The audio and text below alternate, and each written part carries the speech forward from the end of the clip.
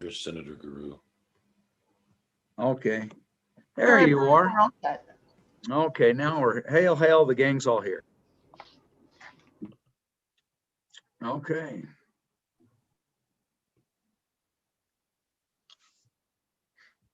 All right, I'll go ahead and take the roll for you.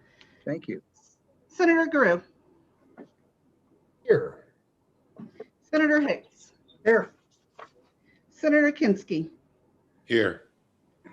Senator Steinmetz, Here. Chairman Perkins. Here. You have a quorum. Thank you. So we're here for our first meeting of the I guess the 2021 session. So we welcome the members and anyone else who may be watching on YouTube. We're glad to have you here. We were assigned in our virtual opening last Tuesday, a week ago today. We were assigned 4 bills for our consideration today. And I believe that those take up the agenda. I don't think there's any other items on the agenda. Is there, Karen? No, sir, just the bills that were assigned plus that one draft. Okay, so why don't we go ahead and let's take our, in the order in which the bill and their number, which they are. So I think our first bill for our consideration is Senate File 32, water permit notice requirements. And so that's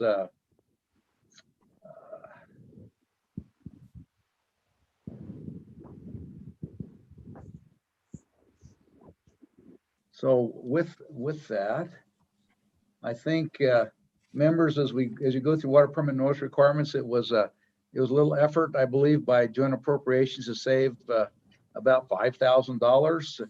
The main idea, as we go through the bill on page 2 to the top of page 3, is that removing the requirement for certified mail return receipt and simply expanding that to provide for the United States Postal Service or any other generally accepted mail delivery method to the post office address given by the applicant. And then additionally, the other change to the statute came on page 5, where we are essentially then removing the requirement that these changes in water rights would be noticed by publication in newspaper, and instead, I think can be simply posted on the state engineer's official website. Additionally, we also find in there also the removal of registered mail, and again allowing it by United States mail or other generally accepted mail delivery method to the post office given. Or this also expands and allows for email or other electronic means that provides for actual notice to the permit holder. So we're it's for good or for ill, it's a modernization of the delivery method. So with that, do we have any questions or comments they'd like to make about the bill, or is there any discussion before we take action on it? Mr. Chairman, do we have anybody from the department here to discuss these bills? Oh, there he is. There he is. Oh, thank you. Greg Lanning. Yes, glad to have you. Welcome. Go ahead. Thank you, Mr. Chairman. I appreciate that. Members of the committee. I'm Greg Lanning, the director of the State Engineer's Office. Can you hear me okay? We can. Yes. Thank you. I appreciate that introduction, Mr. Chairman. You defined it well. Just a quick background as to how it got here also was as part of our budget reduction exercises in phase 2 and phase 3 reductions. We were asked if any of these reductions affected any statutes. And so that kind of is how this one rose to the top. This one was a reduction in a line item we call communications, which includes the money to notify by certified mail. And so that's the background on how it got here through those reductions. The changes then were subsequently made to sections 41.4.502 and 506, as you mentioned. 502 has to do with the application itself, an application for a water right.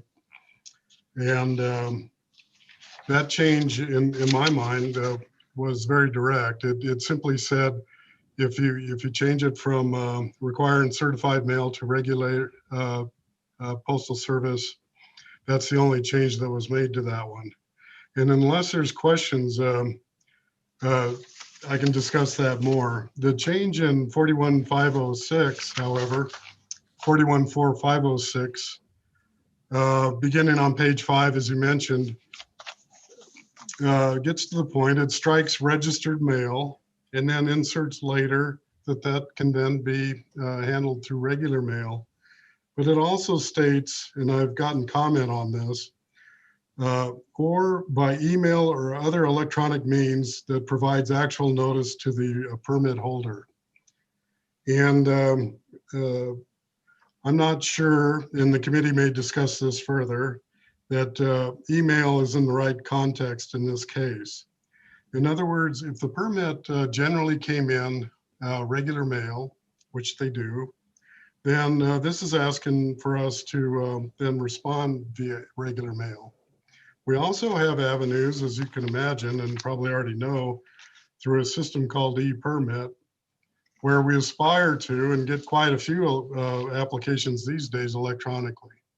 And so that sets up the communication, if you will, electronically then to communicate and reply via the same method.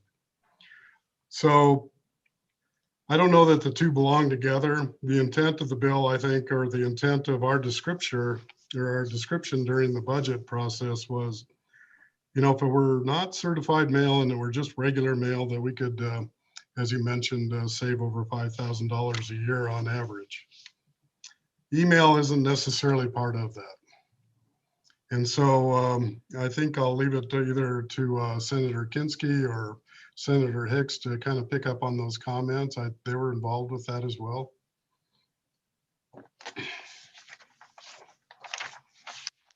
So in the context, and Senator Hicks, if I can ask you this question, or at least ask the question to, and then you, Greg, you may have the answer to this too. In the context we're talking about on the bottom of page 4 and top of page 5, is actually a forfeiture or some kind of default involved where there's a risk of canceling or defaulting on the permit. And it seems to me that, for example, if you look at line 1 on the top of page 5, we talks about the state engineer may, upon such default, cancel the permit. The state engineer shall, at least 3 months before the default, in any of these requirements shall be before any of these requirements shall be operative, notify the permit holder when the time allowed will expire.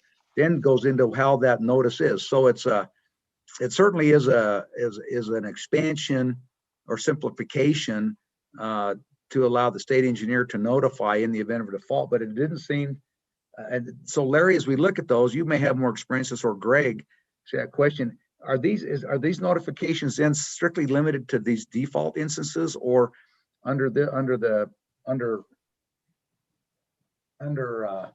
414506, is it any action that's taken under 41506? Because it seems to me that there's some other things that can happen under that statute as well. Well, I would give you my version, but we might have Greg weigh in on here. But just real quickly, the way I read the statute, typically this is particularly the first component in this statute deals when somebody applies for a water right permit. And then, that's the application process. And if you look at the defect component, which is not unusual to have a wrong calculation or a township range or a application that doesn't answer all the questions, is typically the state engineer's office notifies you of those defects. And then you have a certain period of time to correct those. And the way I understand it is, under that scenario, if you don't make those corrections within that specified time, basically they'll cancel the permit. And I would ask Greg if that's correct. Mr. Chairman, Senator Hicks, that's correct. The first in 502 is the application. You have 90 days to you apply. The state engineer's office finds a correction necessary, which Senator Hicks says, is not uncommon, that minor changes need to be made. We send it back. The applicant then makes the changes or is required to make the changes within 90 days. And then at that time, they're at risk of canceling the application. We can extend that also, by the way. The next section then, 506 is the actual permit. Once the application is perfected and you're allowed to construct the project, then you have 5 years to complete the project. And if within 5 years, and that's what this 506 is speaking out, within 5 years, then that permit may be canceled also or extended. So we're talking specifically then under those circumstances, then we notify you if you're at risk of being or having that permit canceled.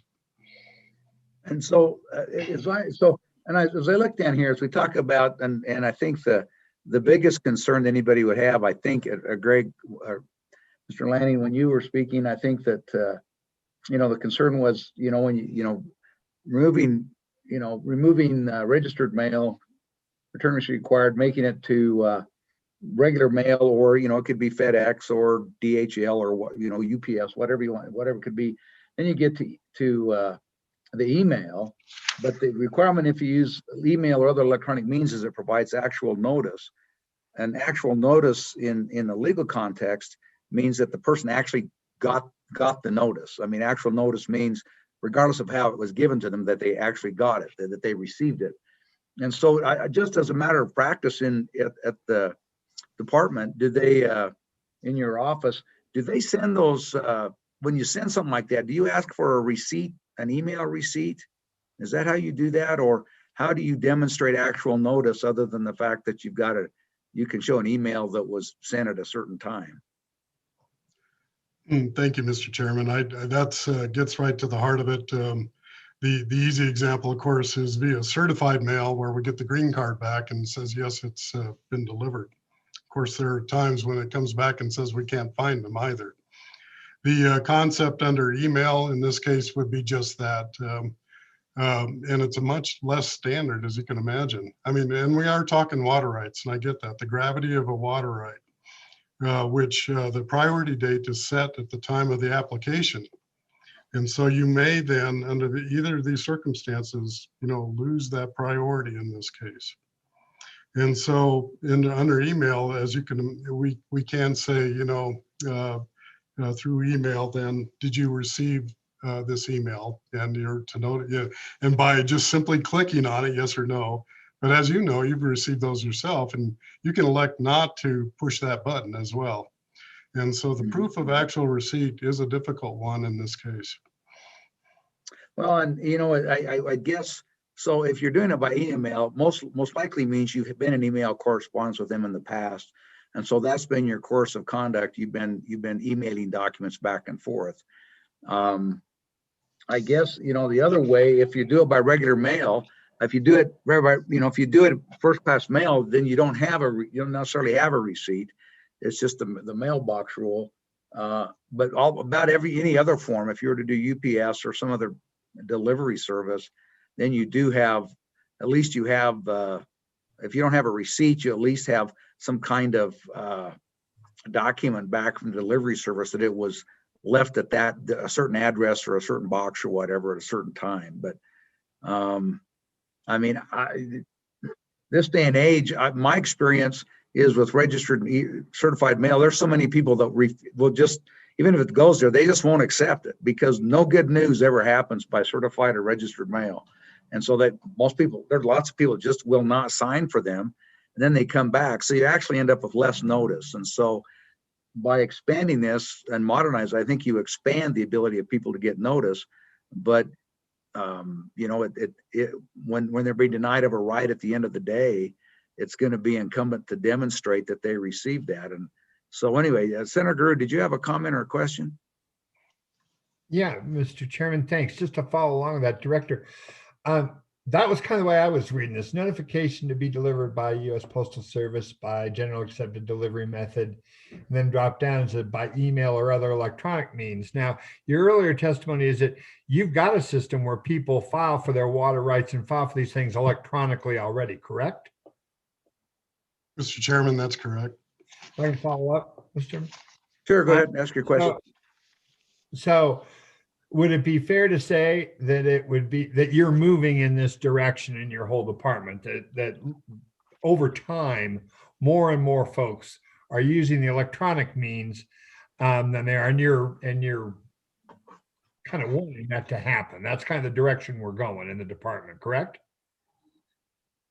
Mr. Go ahead, Chairman, Chair. Senator, thank you very much. That's correct. And if I can take you on just a real short tangent on page 2, line 12, you can see earlier on that we're alluding to both hard copy and electronic copy. I'll read that. If upon such examination, an application submitted in hard copy is found defective, then it gives you a means by which to notify them. Lower down, it also refers to if application submitted to hard copy. So you can see then it's implying either or, a hard copy versus electronically. On page 3, it also says or refers to if the application on line 3, page 3, if the application is submitted electronically, the defective application shall be returned electronically. So you can see in other areas that it's moving us toward these electronic submittals. But I'd also remind the committee that this came up entirely as budget. This was a cost reduction measure, from $5 or more to regular mail, $5 via certified mail to regular mail, saving $5,000 as well. So it kind of serves both purposes, the electronic notification as well as the cost savings. But the committee really does have to weigh, the fact is, and that's the comments we've received, geez, this is a water right, and we want to make sure that we're notified as best as possible. Senator Hicks. Mr. Chairman, and just to elaborate a little bit, so once you go through the permit process and the state engineers issues that permit, they currently send you through the mail a completion sheet. So only thing you have to do is write the date that the project was done, scan it in or email it back, or just drop it in the mail and get it back. So they try to facilitate to the maximum extent possible. So there's got to be a certain level of responsibility on these permittees when we've provided them every single opportunity. They don't have to, it's just a check your box, sign the date, send the form back, scan it in, send it to the state engineer's office. And so again, you've got 5 years to complete it from the time, but that piece of paper comes in the mail for you when you get that permit application to respond back as to when the project's complete. You sign it and send it in, it's a done deal. I think as an agency that processes a lot of water rights permit, I think this actually helps us out better in that scenario, because we could just scan that and email it now versus us having to drop it back in. But they facilitate people responding within that time frame the minute that you get that permit notification to proceed on that project. So at that point in time, it becomes incumbent upon the water right holder to follow up the legal process. And I think this facilitates it. Okay, thank you. Other questions or comments? Senator Steinmetz. Thank you, Mr. Chairman. I'm just a little more curious about the electronic process.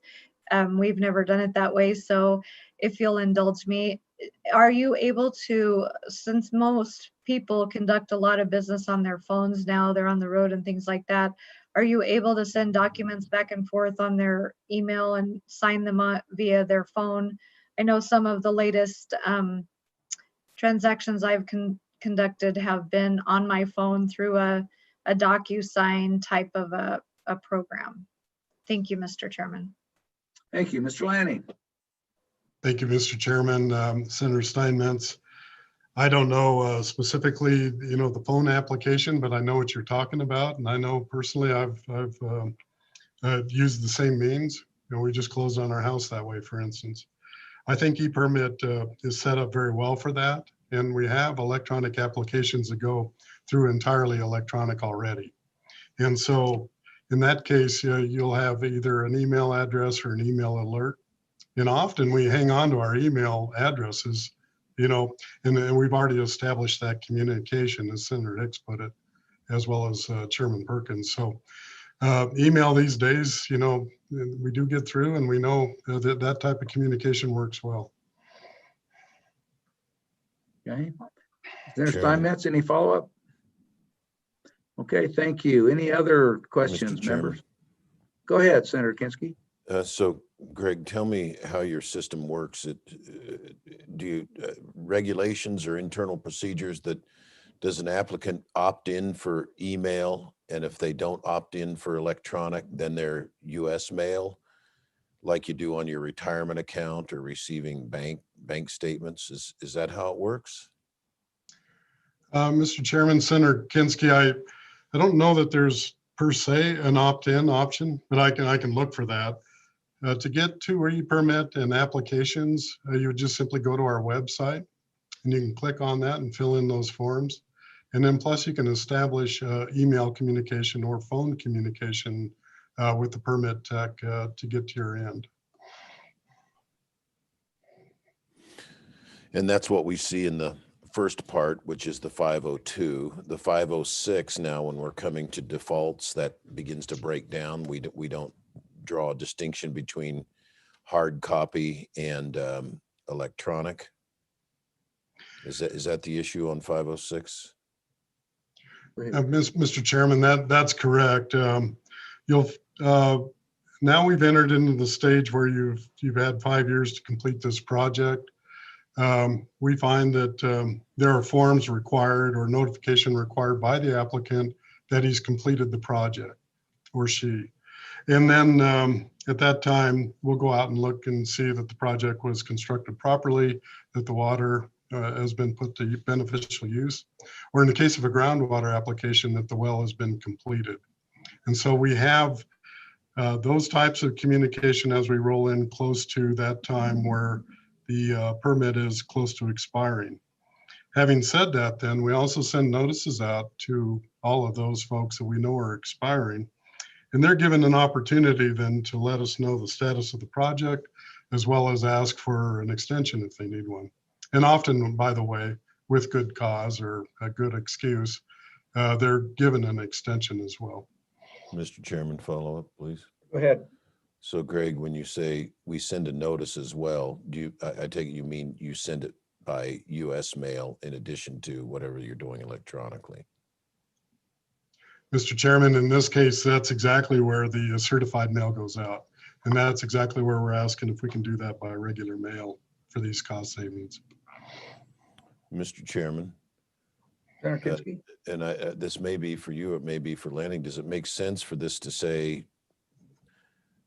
any water right holder or applicant, they opt for either electronic or US mail, and it's their responsibility to keep on file with the office a valid mailing address if they're by mail, or a valid email address if they're by email, and then all notices either proceed electronically or by US mail? Does that just by way of background, Mr. Chairman, the email I got from a constituent at what he said is not everybody's entered the electronic age, and I'm not quite sure whether he's objecting to the elimination of the newspaper publication or getting rid of the certified mail, or both. And so I guess you just give people the choice, pick your poison. Maybe you don't save $5,000 in that event.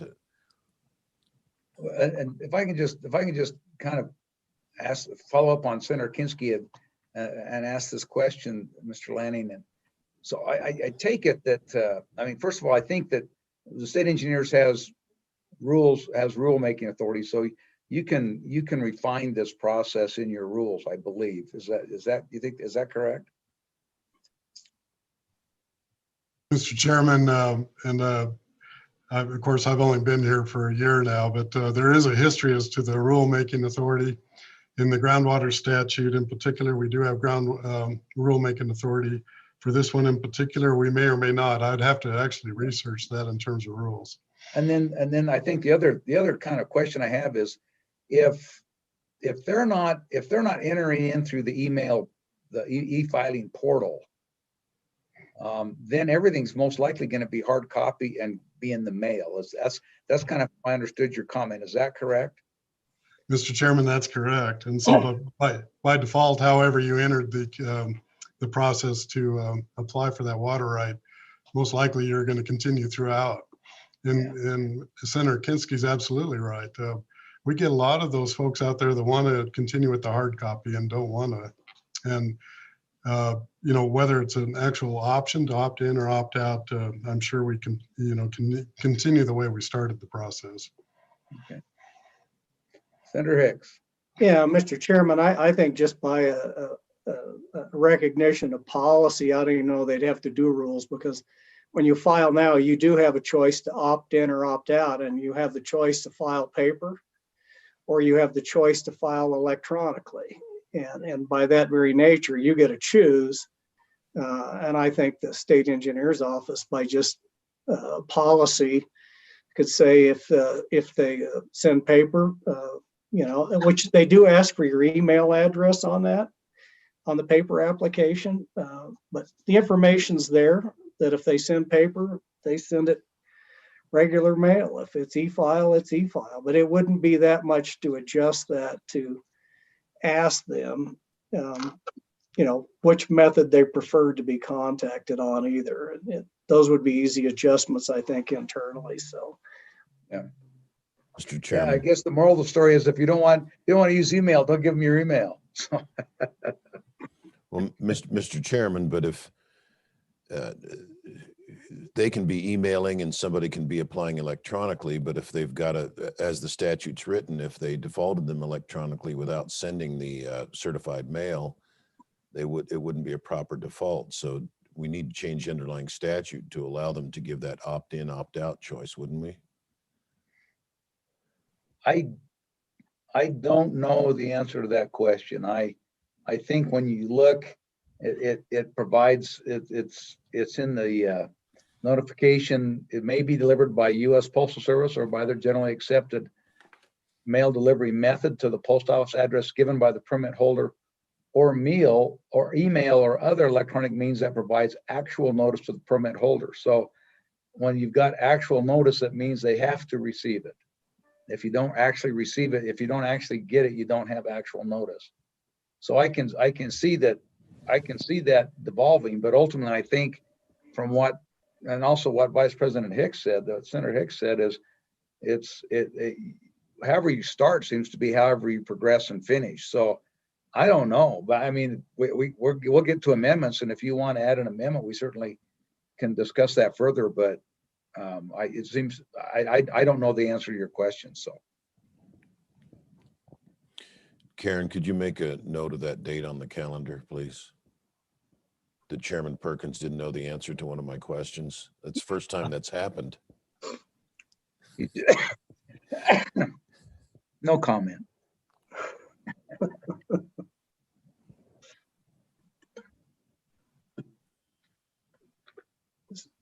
Oh, Senator Drew. I don't have any comment on that either, but I want to ask the director one more question. With regards to the newspaper, we're looking at is going to 2 months on the, is it? Yeah, at least 2 months on the website, on the engineer's website versus a 3-week paper notice. So you're talking 8 weeks versus 3. Do you, I take it you feel that's an adequate notice with that change? I mean, it is quite a bit longer than 3 weeks. 8 weeks is a long time, but it's in a different venue. How do you feel about that? I mean, I know it saves money. You work with these folks every day. So I'm asking about it, if you think that's enough of a notice. Mr. Chairman, Senator Greer, I believe it is. And it would be easy enough, obviously, to make it almost any length, if you will. At this point now, we're talking about kind of the backup, if you will. And the discussion there goes, geez, who reads the legal notices, for instance? Well, we've shifted from there to who looks at the website. And so that's just the method of delivery in this case. And we hope then the notification and the communications happen a lot earlier than that. When we send out our notice, it says, we're getting close to the end of the construction period. What are your intentions? In my family, the legal notices are either at the barber shop or the bridge club, playing bridge. So that's how, there's always somebody who reads those, but usually they don't have any, their interest is seeing if somebody they know's name is in there. But anyway, Senator Steinmetz. Thank you, Mr. Chairman. I was just wondering if we have broke out how much money we're saving on the legal notice to the newspaper, how much is certified mail, how much is, did we see that breakout? Because if we did, I don't remember. I believe the fiscal note just had $5,700 and change. It just had it agglomerated. I guess, Mr. Chairman, what I'm getting at is how much of that is certified mail, if it's giving some people heartburn to do away with that, and how much is for the public notice in the paper? Good question. Mr. Lanning, do you have any idea or make an educated guess? Mr. Chairman, Senator Steinmetz, yeah, we only had so much room necessarily, I guess, in the, but I do have the background, some of it. It may not pencil out entirely. The notices to applicants, and this speaks to certified mail on an average annual cost of $3,200. In the case of advertising in a local newspaper, assume an advertising cost of $600 per county. That would be then $600 in the worst case times 23 counties. So that'll give you kind of a ballpark. So say half of that, the counties affected by those, say 10, 15, could be $6,000. And again, I realize those don't necessarily pencil out. And each year could be different in terms of the number of applications or permits that come up for cancellation. Yeah, Mr. Chairman, and I do want to point out again, this is only in the case that the permittee hasn't followed through with what their legal requirements are. They have 5 years to follow up from the time they receive the permit. The form is provided for them. So this is like gets 5 years at the end of the process from the time you receive notice to proceed with the construction project, whether it's to drill a well or build a pond or whatever the nature of the project is. So they get a long time to get their part of the work done. So this is the worst case scenario. Again, we don't want to lose any water rights. And my experience is having received numerous certified things because we were deficient in following through. It would be much easier just to email that form back to them than it is to go pull it off the website, redo it, send it back. But it is at the end of the process. So of all the water right permits that are filed, this is a very small number that ever get to this point. Senator Steinmetz? One more thing, not to beat the dead horse, but Beat it. let's beat it. This is a really important topic, so we do need to beat it. As far as phone calls, do you ever pick up the phone and give someone a ring if you have their phone number and say, hey, we need the rest of your paperwork and we've sent you something in the mail or email and we haven't heard back from you? Is that a part of your process? Thank you, Mr. Chairman. Thank you, Mr. Director. Yeah, go ahead, Mr. Lanning. Thank you, Mr. Chairman. Although if you need exact numbers, I can speak generally in terms of we have ongoing active lists, for each permit tech. And therefore, they know the status, whether it's the application itself, and we're getting close to 90 days. There's a lot of communication and phone calls at that time. We do a lot of work via email, as you can imagine. As for the actual construction in 5 years, same thing. There's a running list of where they're at and how many years. And obviously then that triggers the end as well. I don't know exactly, to the extent we call them up. I certainly hope we do, in addition or before, long before necessarily that cancellation is going to happen. And then finally, the actual notice by statute that we need to notify the applicant that we're nearing the end. Okay, thank you. Any other questions? Any other questions? Senator Drew?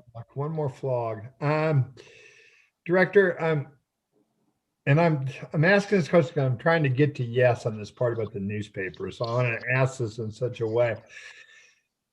You just testified, you contact folks on water rights. And as you go through in a normal course, you're contacting people through various means, whether it's letters or electronically or whatever.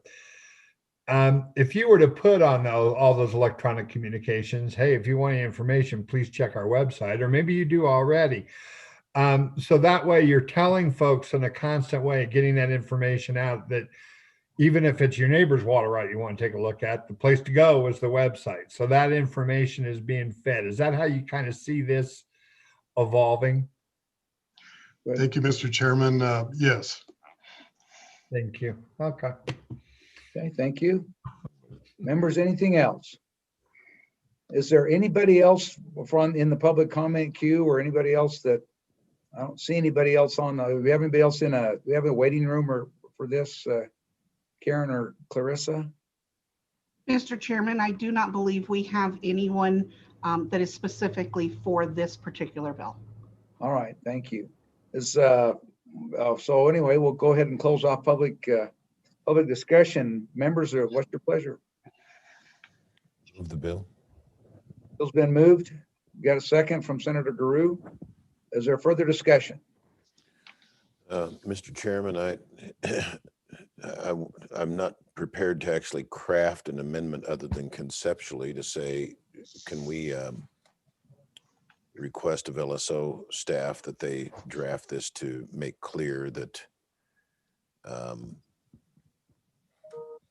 people who apply or are affected by either of these 502 or 506, they either choose electronic or they choose mail. And it's their responsibility to keep a current mailing address or a current email address, and then notice of default or any other notices go out by the method chosen by the applicant. So it'd just be a conceptual thing to line it up with. Sounds like the kind of practice they're trying to move it towards, Mr. Chairman. Thank you. Let me ask a question about that. So if we look at 502 is the application itself. And the application, as I understand it, can be now submitted electronically, or it can be submitted by hard copy. And so 502 and the United States Postal Service delivery method would only apply if that's, I think by its terms, it's only submitted in a hard copy. If it's not submitted in a hard copy, it automatically defaults to email. Is that on 502? Is that correct? And I'm seeing nodding from Senator Hicks and from Mr. Lanning. So I don't know that, I think that's already taken care of in 502. In 506, though, I think it's open for interpretation. There's not a requirement that the department, the agency respond in any specific matter. So I think that, I don't know that you have to do it in 502, but in 506, I think it would not, I think that would, to me, that would make sense to do it in 506, to allow folks to elect their mode of communication, whether it's by mail, whether it's by email, whether it's by hard copy or email. Does that make sense, Senator Kinski? That's my amendment. Yep. So, Conceptual.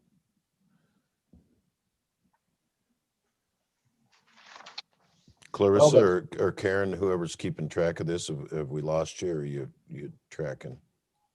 Mr. Chairman, I believe I have that that are affected by Section 506 are required to keep information on file, whether it be physical mailing address or email, and opt into one or the other of the notification processes, correct? Yeah, I think that's right. Drew, is Right. that right? You know, and if I may, Senator Kinsky, a good place for that might be if you go to line 11 on page 5. I mean, and we could rearrange the whole paragraph, but it might be easy as you go to the end of that line, that the new language starts at line 7, goes down to line 11. After permit holder, you could say as elected by the applicant or by the permit, you know, as elected by the permit holder. It could be that simple or something. Senator Hicks. Let me see. Mr. Chairman, I don't know that that's necessary if you follow the flow of the way this works. And so 502 already covers whether you've filed paper or whether you filed electronically. You only get 506 based on what you filed. In other words, if you filed a paper water right, 506 doesn't kick in until you haven't complied with the notification to the state engineer's office. So I don't know how you can go into 506 and say, well, you got to choose a different process here because this is in response to the water right that you had already filed under 502. So it's just the logistical process. The first thing that has to happen is 502. And if you say in 502 it's already covered because you filed paper, I think it's implied in 506 that they've already chose their method of how they want correspondence, because the state engineer's office would have to know in 502 when you filed your water rights application how you wanted to receive that information with regards to completion and if you get to that notification of cancellation. So just the flow of the process is if you wanted to specify that, you almost have to do it in 502. Otherwise, there's no way for the state engineer's office to know, because that kicks in 5 years after you filed your application. Well, so let me ask this question. If that's so, but in 506, if you know, under the existing statute, so before any of these changes are made, if they're not complied with in the 5 years and they're getting ready to default or to upon such default, so cancel the permit. So they haven't done it. They've been told they need to do it. So now you're up to where the state engineer is going to default them. At that point, under the existing statute, they have to notify them. They can't know. I think you have to notify them by registered mail with a return receipt requested at least 3 months before the default. So all of a sudden now they're doing, I think the existing statutes, you have to go back and do it by hard copy, by certified mail. And so that's what you're changing. So, I mean, I understand what you're saying, Senator Hicks, but I mean, what you're doing here is changing it from, it was always going to be in the default situation by a hard copy mail, but now we're saying, no, it's not. You don't have to do it that way. It can either be by regular mail, by email. And if neither one of those seem to work, or you don't have a current address that you can find them, you can do it by, instead of publishing the newspaper, by publishing. I don't have a problem with the publishing if you know, I think you gotta keep, if you got a project and you're seeking a permit, you gotta keep the people involved notified of your address. But so Mr. Chairman, anyway, go ahead, Senator Hicks. I agree with everything you said. I was speaking to Senator Kinsky's conceptual amendment that they get to choose which method that they need to be contacted for. That would have to happen under 502. There's no way they're going to know how you chose 5 years later. It's implied that any of these are available to them. But as far as check the box here, you should have checked the box 5 years ago when you filed the water right. Well, but Senator Kinsky, wouldn't it be just as easy in 506 to simply come back at this point, because now they haven't acted.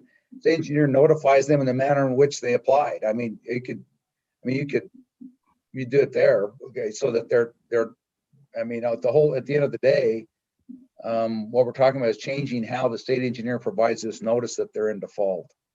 Well, Mr. Chairman, I don't know how hard it is to go back and forth. You know, if I've submitted an application hard copy and 2 years into it, I decide I want to opt into electronic, I'd want to be able to do that. I would think the state engineer would want them to be able to do that. A lot of people capitulate over time. I'm making it conceptual because I'd like an LSO attorney to go back and just look at the thing a little bit more closely. So I'm looking at 414501. B, the state engineer may allow the application to be submitted electronically as provided in the Uniform Electronic Transactions Act. And I don't want to go down the rabbit hole of trying to track through what all that says. Then C, the engineer may adopt reasonable rules and regulations in accordance with the APA necessary to implement this section. And so I just conceptually, I'd just like to make sure we can amend it on the fly. I want to make sure we're not setting off some other set of unintended consequences, Mr. Chairman. Well, I mean, so if we do it that way, we're not gonna be able to, I don't think you can vote on the bill today. I don't know that we can vote on the bill till we see what the amendment is. So we'd have to lay the bill back. There's nothing that's, there's nothing that's demanding that, the budget bill's not done yet. So but I don't know how we can do that if we don't have the amendment placed and worded. I don't know how we can vote on the bill today. Senator Hicks. Yeah, Mr. Chairman, I would just recommend that we go ahead and vote on the bill, have the LSO research the amendment, and then myself or Senator Kinski can bring that as an amendment when it comes up. Because if we don't vote this out, we don't take actions in the virtual session on it. So, but I think it's worth researching and look at that. And then I would ask Greg to provide a flow chart, because I think that will clarify where it needs to go in that water rights permitting process. But we could have that ready to go. And my preference would be to go ahead and vote it out, have the amendment drafted up, review it. And then if we need to bring it during the session, I'd be willing to do that. And I'm sure Senator Kinski would too, based on that. So that would be my recommendation, Mr. Chairman, that we go ahead and I'll move the bill if we haven't so far. No, the bill's been moved. We haven't. I don't think we had a second on Senator Kinski's amendment motion yet. Okay. Oh, so anyway, and so I don't know if we have a second on Senator Kinski or Senator Kinski's going to withdraw with this discussion. Well, let me ask you, Mr. Chairman, procedurally, you'd want me to withdraw and then we'd still instruct staff to prepare an amendment. Is that right? Yeah, you can. Yeah, you can work with staff. Okay. I'll withdraw the amendment. Okay. Are there any other amendments to the bill? It's a short bill, so I'll just ask if there's any other amendment. Any other further discussion? Yes, I'd like to just recap. So Mr. Lanning is going to provide a flow chart of how their process works now. That'll go to Karen Vaughn. She'll send that to the LSO attorneys to help draft an amendment that aligns the statute with your process, and people have an opt-in or an opt-out. They're either electronic or they're mail, and that's what they're stuck with for all purposes of notice under the statute. I think that's where we are. Yeah, I would just add on there that they can choose both. So if they want email and regular mail, so it would be either or both forms of notification. And then one final question, Mr. Chairman, and not to protract this too much, but on page 5, the newspaper publication, I don't know how often it happens, but the way this thing is written is if the address is just plain bad, or they don't know how to get a hold of anybody, they publish it. And I'm a little bit queasy about striking that publication notice. It sounds like it's your absolute fail safe. The largest expense that Mr. Lanning quoted was in the postage rather than the publication. And I know in these rural areas, even people who don't play bridge or go to the barbershop sometimes read these legals. And so that legal is there just for some reason they haven't been able to get hold of them, whether by mail or by email. There's something horribly wrong. And I like the idea of the newspaper publication, just seal the deal. And so that's not Karen, I'd just like to additionally have an amendment that maintains that newspaper publication in the event of all else fails here. And I'll just bring that out on the floor. So Karen, have you got what you need to help Senator Kinski? Yes, Chairman Perkins, I believe I do. All right, are there any other amendments on the bill? There Question. appearing to be none. Are you ready for the question? Question having been called. Will the, Karen, do you want to take the roll on Senate File 32? Yes, sir. Senate File 32, Senator Grew, Aye. Senator Hicks, Aye. Senator Kinski, Aye. Senator Steinmetz, Aye. Chairman Perkins, Aye. 5 ayes. All right, we'll do that. Anybody want to be the floor manager on this for our virtual session next week? Senator Hicks, you, Mr. Vice President. Oh. And we'll be there for you, Mr. Senator Hicks. Mr. Lanning, before you go, I did have one other question. In your discussion with Senator Hicks, it was discussed that it's common for applications to have errors and to be sent back and forth. Were you talking about all applications or just those from Senator Hicks?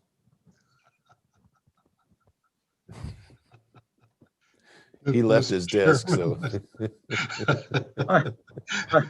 Fortunately, I've only been. Mr. State Engineer, the appropriate answer is no comment. Yeah. Yeah. Yeah, Senator Senator Kinski, all right, thanks so much. Appreciate that. Let's go ahead and we'll move on to, I think our next bill for consideration is Senate File 35, State Budget Department. This is a bill that, I think we talked about this a little bit the other day. A year ago, the governor requested Senator Dockstader, now President Dockstader, carried that bill to change the budget division from a division under the Department of A&I to its own standalone division, and elevated the budget officer to basically the cabinet level with the governor. And so most of what you've got here is a fairly lengthy bill that comes back again and goes back and modifies those statutes in a much more comprehensive way than was done a year ago to complete the separation of the budget division and creates this new department. So in one, you find the creation, the director of the department's appointed, that has all those things. You get down to the definitions. And then once you get past page 7, then I believe the rest of this is simply conforming amendments with the changes that were made in the first several pages, particularly the creation of the standalone department and the creation of the director of that, who is now before was the division head, is now the department head. And I think that's the bill. You guys worked it. Is there anything else that Senator Hicks or Senator Kinski or Senator Steinmetz or Senator Garou that you think we need to discuss about the bill? Senator Garou. Just one question, and this one's, I asked this one for the lawyers in the crowd just because, and also about protocol. On 52123, Supreme Court budget submittal, and I don't know what page, I gotta look. Hang on. My question is simple: are we going to step on some toes here? I know the Supreme Court is their own separate branch of government. Are they going to get upset about having to turn in a budget to anybody but directly to the LSO? Is that going to be Mr. Hubert's there? And I just want to make sure we're not inadvertently committing some protocol error. Mr. Chairman, because I think we only commit our protocols advertently. There you, thank you for that clarification, Senator Kinski. Mr. Hibbert, we're glad to have you today. Thank you, Mr. Chairman, Mr. President. The language in there is for the instructs the state budget department to help those other agencies. For example, we do facilitate them through the IBARS process. So I don't think we're stepping on any toes. We're just saying that continue to provide the assistance upon request from those entities. Okay, Mr. Chairman, I just want to make sure, because it says on page 8, line 6, Supreme Court shall submit a standard and supplemental budget request to the legislature. Okay, that's good. Okay, legislature. I just want to make sure. Okay, now I got it. Read that. If they don't submit a budget, I think they, who knows what we would do. No, Lord. Okay. I wouldn't be offended. I know that. Okay. Inadvertently or inadvertently. Yeah, thank you for that. So I think, like I say, once you get past that first part, the rest of these then are just, I believe, are just conforming amendments to change budget, mostly change the state budget department of administration and then from A&I to the state budget department, and then some references back to the enabling statute. So I think that's the nature of the bill. Are there any questions or discussion from the committee on that? If there are none, we'll go ahead and open this for public discussion. Is there? We know that Director Hibbard is out there. Karen, is there anybody else that we have out to speak before the committee today? And we're more than happy. In fact, we'll take Kevin. Mr. Director Hibbard, if you have more to say, we're more than happy to have you go ahead now. Mr. Chairman, I'm here today to help where I can. I don't have any particular thing that I said. We had the discussion last year. It passed the legislature. We had a discussion in the Joint Appropriations Committee in December. It passed there. Just basically here to answer your questions if necessary. Okay, thank you. Any questions for Director Hibbard? And we always have questions for Director Hibbard. We see Director Hibbard a lot in our capacity as appropriators. So, Mr. Chairman, I would move the bill. Thank you. I don't see any other public discussion, so we'll go ahead and close off public discussion. And we've got a motion by Senator Hicks and a second by Senator Guru. Are there any further discussion or amendments?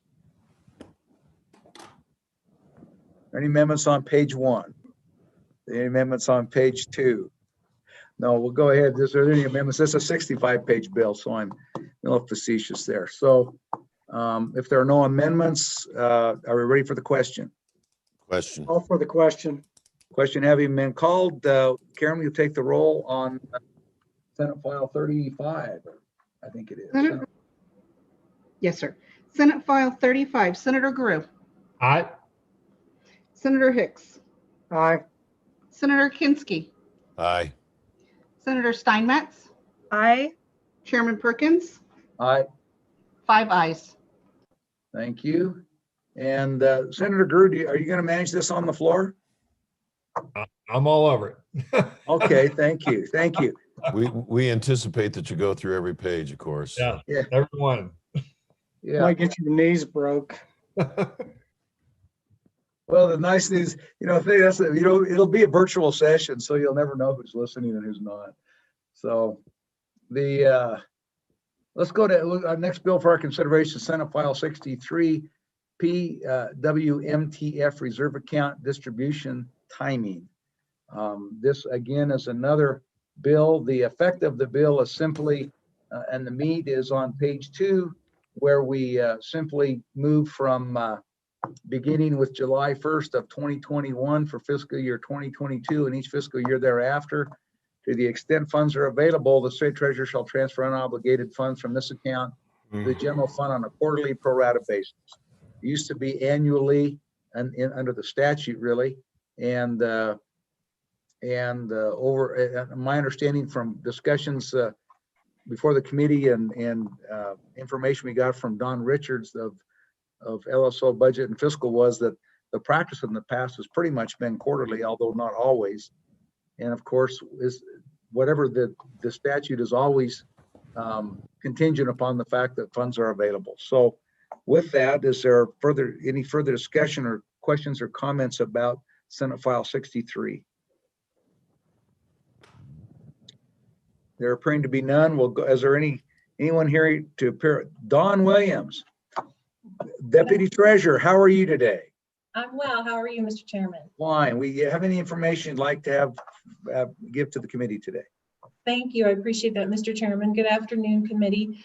I just wanted to clarify one thing, that the impetus behind this bill was as stated in the section 2 of this bill, starting on the bottom of page 2.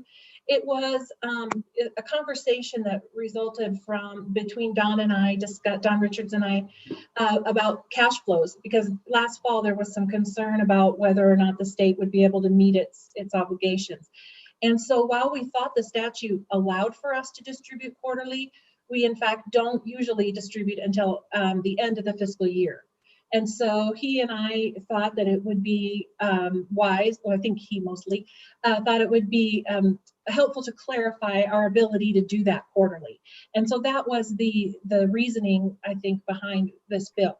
Since that time, of course, cash flows have improved, and it's not as much of an emergency as it might have been. And so I do have Katie Smith here if you have any more specific questions. We just had 2 things. On page 2, line 5, it says the state treasurer shall transfer the unobligated funds to the general account on a quarterly pro rata basis. We were wondering if you might consider changing that to May. And then you may even add language may in order to effectuate cash flow efficiencies or something to that effect, so that we aren't required to do it quarterly, because we do have a concern about, because what we're doing here is transferring the money out of the reserve account on a quarterly basis rather than waiting till the end of the year and making the true up with the permanent mineral trust fund. This means the money is being diverted from the permanent mineral trust fund that to the general fund. It would normally go to the reserve account, accrue some interest there. Mind you, it's at this date, the interest rates are not significant. However, for future years, that's hopefully not the way it will work out. But and then I was going to have Katie speak a little more, if you're interested, about the effect to the spending policy as we move forward, the way the bill's contemplated.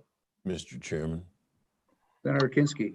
before we move, I just had a question for Don. You pointed out the shall on line 5, but that's preceded on lines 4 and 5 by the phrase "to the extent funds are available."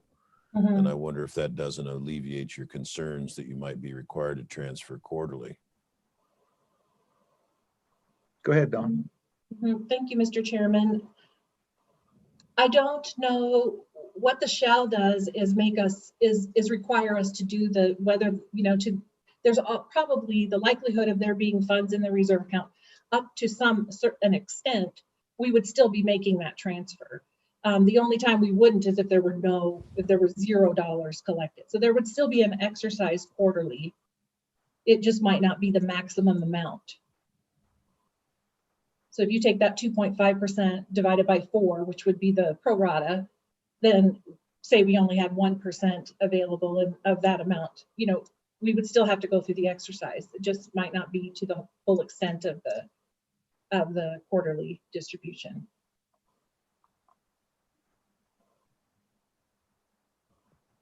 Okay, you did get your, thank you. Any other questions for Dawn? Dawn, did you was it Ms. Smith? Was Ms. Smith here, and did she have any particular comments that you wanted her to make to the committee this afternoon? Yes, Katie, would you pick up any, thank you, Mr. Chairman. Katie, would you pick up where I left off and what I didn't include? Hi, Mr. Chairman and the rest of the committee. Hopefully you guys can see me and hear me well. Thank you, Deputy Williams. She's exactly right. Definitely wanted to talk about the shall to a may, and then also just logistically about going to a quarterly transfer. Historically, we have moved that 2.5% over to the general fund from the corpus, so the permanent mineral trust fund account, over to the general fund. So this would be taking it from the reserve account throughout the year, and then at the end of the year, we would probably need to, move whatever would have come from the permanent mineral trust fund corpus account over to the reserve account to ensure that we can assess if 150% did happen to get reached, and then tip that back over to the corpus, the permanent mineral trust fund. So just logistics, some shuffling back and forth if we are going to go through with this bill, moving it from the reserve account. into the general fund on a quarterly basis. Well, and so Dawn, so let me ask this to Dawn or Katie. I mean, as you go this, I mean, what I think I've heard in the last several months is both, to some degree, Treasurer Meyer, the auditor, Madam Auditor, and the governor all talk about, being concerned with as the budgets continue to tighten, and as that the amount of the budget goes down and revenues are a little bit stickier to come by, that cash flows become a larger concern. And so are you telling us that, have I misunderstood that, or have things changed, or just help me understand? Because I thought that in large part that one of the concerns about this was making sure that it was we make sure that we had the cash to pay the bills as they came due, and this was one of the tools to help us do that. Yes, Mr. Chairman, I would agree. I think obviously as cash flows are decreasing, revenue inflows are going down, definitely something that is concerning, and wanting to make some, different tools available to make sure that they're not in a borrowing situation. This would help eliminate, obviously, the state auditor's office having to initiate a borrowing potentially if we can get them some money on a quarterly basis. Just a logistic thing at the end of the year, what has historically been done, how we've moved that from the corpus down into the general fund. This would be moving it from reserve and then kind of backfilling the reserve at the end of the at the end of the fiscal year. Nothing that's impossible and can't be done, but just logistics of how the tips and the rolls and all the things work with spending policy. But now you have this great new accounting system that's just the cat's meow. Mr. Chairman, that would be amazing. Click of a button, right? Click of a button. Okay. Mr. Chairman, I just want to say you're exactly right. I concur with Katie. This is just creating that safety net. We wouldn't like to use it as a matter of course, but we'd like to have that ability to do it if we need to do it. Okay. Thank you. All right. Thank you. Any other questions for our good people from the Treasurer's office? Thank you very much. We appreciate you attending today. Any other comments for us? Any other parting comments? There being none, thank you. I don't see anybody else on the list. Karen, there's nobody else that you're aware of that wanted to testify today on or speak on this bill? We've had several people join us, but however, I do not believe that they intend to testify for this. I believe it's for one of the bills that's upcoming. Okay. But if they would raise their hand so that we can be sure if they want to testify for this one, otherwise we'll hold off. All right, thank you. Members, we're back on the bill, or we got move the bill, Mr. Chairman.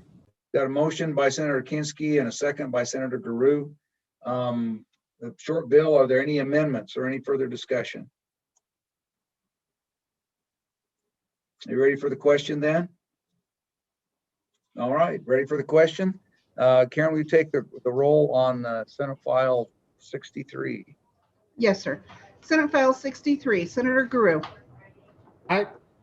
Senator Hicks. Aye. Senator Kinski. Aye. Senator Steinmetz. Aye. Chairman Perkins. Aye. 5 ayes. Thank you. And then Senator Steinmetz, are you going to carry this one on the floor? All right, thank you very much. We'll now go to I think our last Senate file. We've got another bill we're going to discuss. Senate File 64, Local Government Distribution Revisions 2. This is comes back and what that was the original appropriation to local government, as we all know, was 105 million. In joint appropriations working this bill during the interim had reduced that from 105, reduced it just a little over $5 million to 99,750, which would result in a $52,500 in the first fiscal year and 47,250 in the second year for the direct distributions to local governments. So that's it. Is there any questions or discussion about the bill before we move into public comment? Mr. Chairman. Senator Kinski. This bill reflects an amendment of the Joint Appropriations Committee, does it not? It wasn't the governor's original recommendation to move it all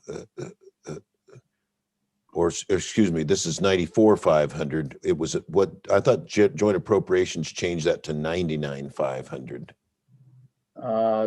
I don't know what we've got in the bill as it's written is 99,750. So you're saying you think it's 250,000 too high, or Senator Hicks? Mr. Chairman, my recollection that the governor's recommendation was to reduce the appropriation by 10 million, and then further action by the JAC changed that 10 to 5 million, but it was a 7 to 5 vote on that. The Senate Appropriations Committee did not concur on that. That's my recollection of the markup on the budget, Mr. Chairman. All right, thank you. Mr. Chairman, Senator Kinski? maybe I've got the wrong bill. Are we on 21 LSO 357 working draft 0.3? Well, we're on 477 and it's no longer a working draft. It's Senate File 64. It was numbered for introduction. Okay, this one's old then. Okay, all right. I'm gonna have to pull up the most current version. Thank you, Mr. Chairman. I'll just print it out here while we're Okay. talking. Well, with that, we'll have an opportunity to discuss that further. Why don't we go ahead and open it up for public discussion? So Karen, who do we have today? We have several members for public discussion. We'll start with Jim Wilcox, Sure. and then we'll move to Bob McLaurin. And then in the order that they raise their hand, I'll continue to take public comment. Thank you. Jim, is it chairman or is it commissioner these days? Or is it president? Jim, are you there? I see we show you was on mute, Jim. That's because I didn't push enough buttons. I apologize, Okay, push Chairman. more buttons. So are you Yeah, a I chairman, push are a you lot a of buttons, commissioner, are you the president or vice president, or what are you? What are you today? So thank you, Mr. Chairman. I am here appearing as president of the Wyoming County Commissioners Association today, still a commissioner in Converse County, and we just adjourned our meeting about 5 minutes ago. So the timing for this bill was just right. So thank you. I do believe a couple other commissioners are joining us as well, so I'll be brief. They have a little more specific examples, but I think the biggest thing that we would bring forward to you is, while we appreciate the effort to reduce from what the governor's cut was proposed, we did meet as an association just yesterday and do stand opposed to this further reduction as it is. Not that many years ago, we had almost 180 million through consensus and direct distribution, and now we're down to 105. Counties and local governments have taken a significant cut in the direct distribution, and then we too are suffering in the revenue we generate at the local level. Sales tax is down in the same percentage as it is everywhere else across the state. And then we continue to see, although they're minor, the additional stacking of unfunded mandates. When the state cuts back on something, many times it falls on the county to pick it up. And so our association, while wanting to be part of the solution, believes that we have taken our hits and are doing our job at the local level. Counties have laid off people, cut back spending, and we would urge non-adoption of this bill as it stands and go to the original 105. And Mr. Chairman, that's a brief thing. Many of you heard this debate in the joint appropriations, so I don't want to restate too much, but I would stand for questions or let you go to the other commissioners that have more details to your preference, Mr. Chairman. Well, thank you, President Wilcox. We appreciate your time today. Any questions for President Wilcox, members?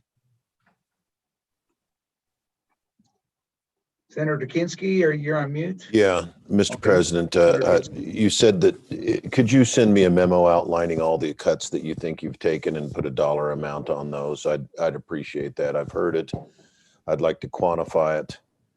I expect I've been following Chairman Perkins' bill assignments, and I suspect I'm going to be carrying this on the floor. So if there is a case to be made that you've already taken a substantial number of cuts, I need to see what those are and the date and the amount. And that's all I need, Mr. Chairman. Thank you. Okay, thank you. Is that Jim? Can you take care of that for Senator Kinski? Yeah, Mr. Chairman, we will try to do that. Quantifying is difficult, I'll be honest, because they're not cuts. They're things we have to pick up, and then there has been the cut in the direct distribution. But we've talked about compiling that information. Let me give you one small example to tell you the kind of things that add up. The state archives used to travel the state to pick up things that were going to the state archives. They cut back on travel, so now it falls on the counties to take it to Cheyenne. Is that a big deal? Not particularly, but they all add up. That's a very specific example. That's not a big dollar, but just one of the examples we'll try to give you, Mr. Chairman and Senator Kinski. But we will work with that and try to get that to you as timely as we can. All right, thank you, President. We appreciate that. Any other questions for President Willicks? Thank you very much, Jim. We have Bob McLaurin. Is it councilman or is it chairman or what's your title, Bob? I work for, Mr. Chairman, I work for WHAM. I'm Okay. a lobbyist for the Wyoming Association of Municipalities. And I believe Mayor Krakow from Albany is on the line as well. And it may be appropriate for him to speak first. We're more than happy to do that. Elected officials always go first. So, Mayor. Go ahead, Mayor. The floor is yours. He's muted, I believe. You may still be muted. Or you may have, your internet may be a little sketchy. You never know. Okay, can you hear me now? Yes, Mr. Mayor, go ahead. All right. Mr. Chairman, committee members, thanks for having me. Kelly Krakow, Mayor of Alvin. I'm also a Wyoming Association of Municipalities board member and here to testify today for the association. And I just like to start out by reminding the committee that 70% of the Wyoming population live in cities and towns.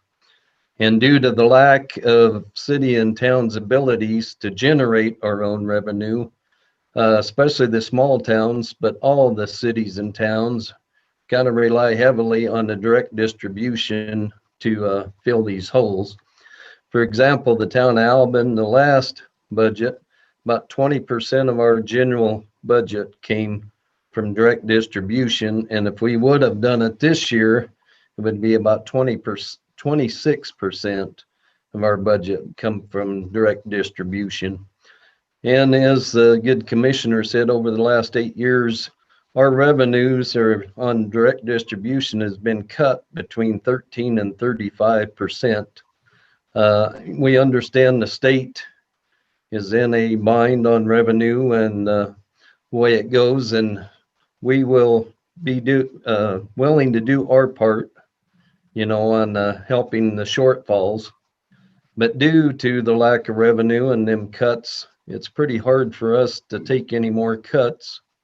So kind of in closing, what I'd like to say is we can handle the 5%, but we really can't take any more. So if there's anything this committee could do to help us out on keeping the 5 or less would be greatly appreciated.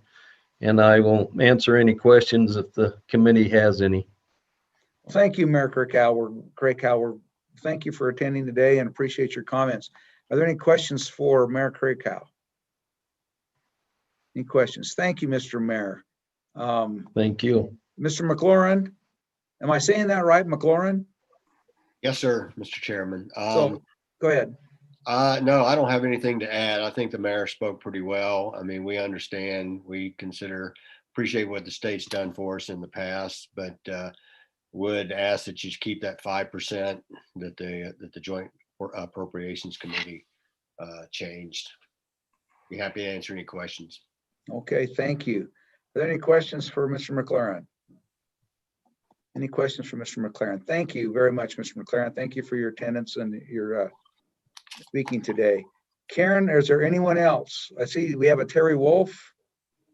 Is Mr. Wolf as commissioner? I think he's commissioner out of, if I remember, Carbon County. The Washakie County Chairman. Washakie, oh, that's right. I'm sorry. No problem. Sorry, I had you north of Casper, just not far enough west, so. There you go. So hang on, a message popped up right as I was getting ready to talk there. Mr. Chairman and members of the committee, thank you for the opportunity to testify today. I would like to just give you a little background of what Washakie County has done to address the budget issues. First of all, touching on what PILT brings to the county, just for a number to reference. The amount we received for the last fiscal year was $1,223,312. Our total amount budgeted with revenues for the county budget is $6,968,427. If PILT is fully funded, 17.5% of our budget comes from PILT. When we look at the direct distribution for the FY 2021 the 2021 allocation, $1,109,040.86 is what is allotted for Washakie County. That is 15.9% of our budget. When we look at the potential cuts there, the 10% from the governor's proposal and then dropping to the 5%, which we do appreciate immensely, it still causes significant issues for the county. What I would like to do is just touch on a little bit from some of our various departments in Washakie County, just to give you kind of an idea of how it affects us. When we look at our personnel and associated costs, that is close to 65% of our budget. Over the years, we have not filled some positions when they became vacant to cut costs. We are currently cross-training an employee right now to work in the clerk of court, the assessor's office, and the clerk's office to help with personnel shortages due to vacation, sickness, and other issues. We have been cutting costs the best we can for at least 10 years. Each of our department's line item for new equipment is $500. If there's anything else that they need that's over $500, they need to come to the commission for approval. Just to touch on a few examples in some of the other departments, when we go to the assessor's office, where they're statutorily required to annually list and value all real properties in the county, we have 2 field appraisers to physically visit the parcels each year. That is 1 team to appraise over 1,400 parcels each year, as well as inspect every property that sells. Due to safety and security concerns, they won't send out a loan appraiser to be in the field, so a reduction in force in the assessor's office would mean their office would be unmanned during vacation, education, field work, or sick leave days. Between the statutes and rules and regulations, they give very little wiggle room or leeway in their day-to-day operations, giving them which gives them minimal wiggle room in their budget. Just an example of where the county is going to pick up some additional costs. Currently, 6 of the 23 counties had their CAMA servers replaced in 2020 by the state. With recent budget cuts, the remaining counties have had the cost shifted to them. For Washakie County, that cost will be an additional $10,872. For the Sheriff's Department, what cuts would mean to them, and again, I just want to emphasize, we have here in Washakie County, we have every department we've gone through and cut everything to the bare minimum. And when you look at the Sheriff's Department, when they're dealing with just the crime fighting that they do, and then in rural areas, and then dealing with the Forest Service and BLM lands in their jurisdiction, they've got the maintaining the jail services, and dispatch is also of critical nature.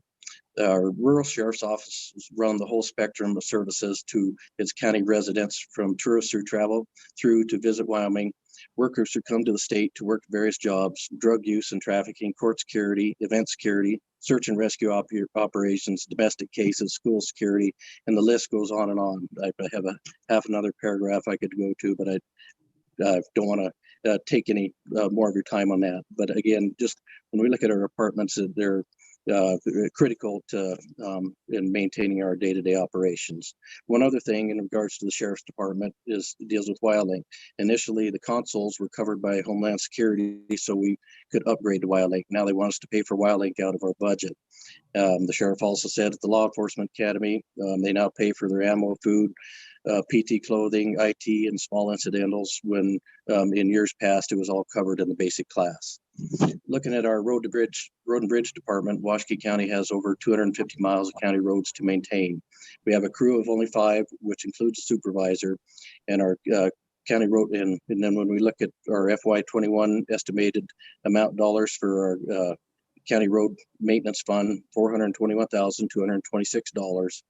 What we've done in our county is to prioritize everything that we've got and do the best we can to maintain the infrastructure that we have.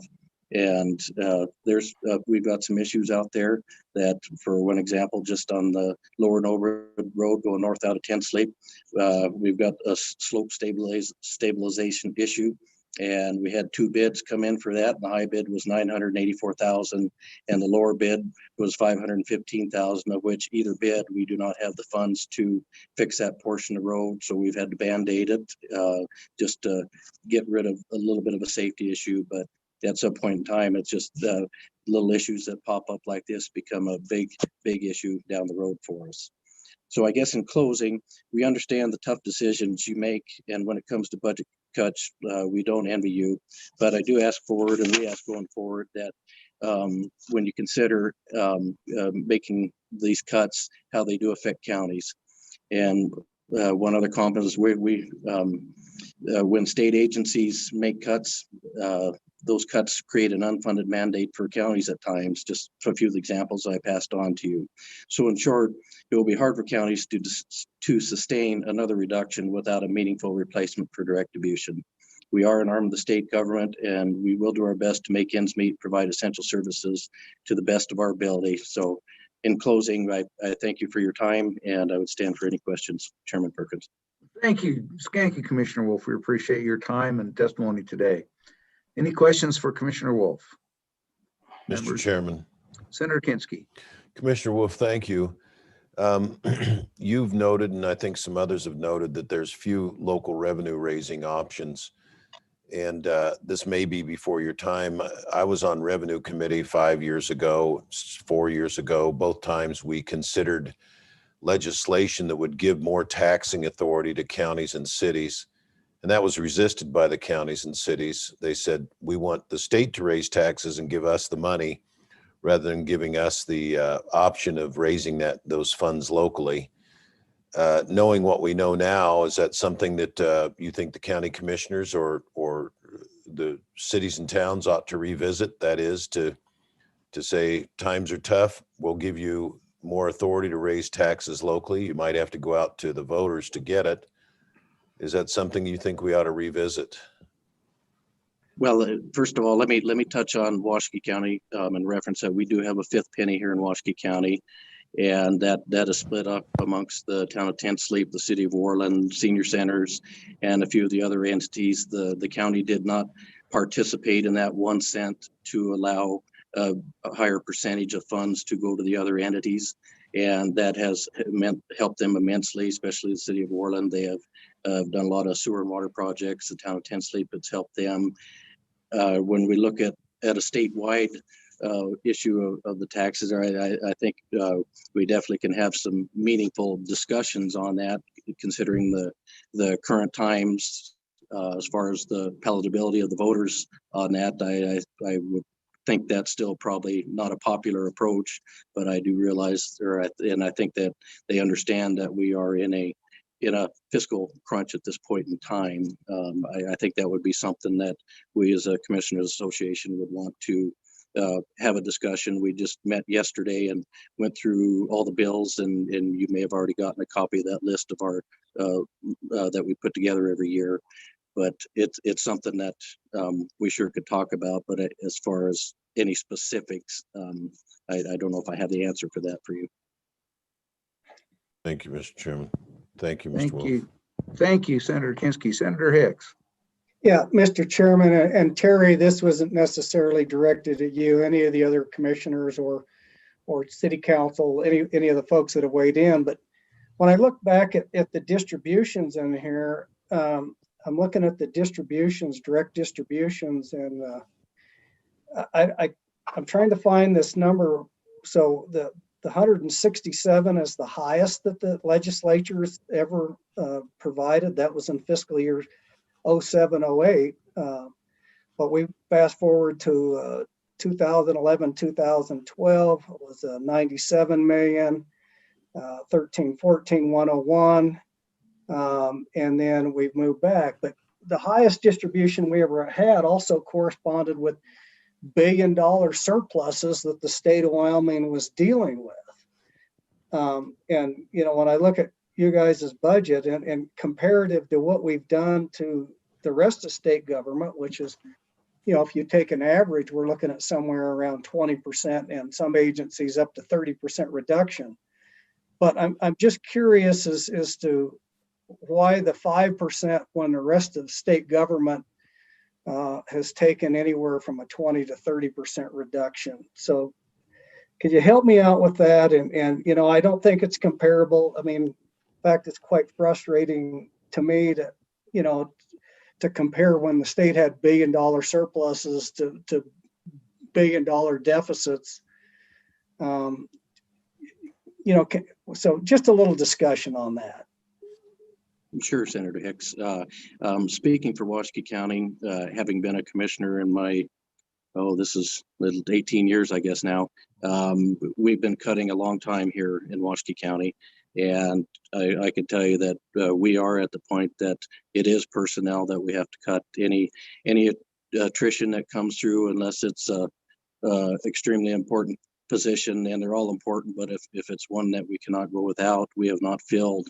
And as I referenced, where we're cross-training employees to be able to work in multiple departments to be able to help out in personnel shortages. And for us, that is where our next option is for cuts. We have been making these cuts all along, even though we had those surplus years.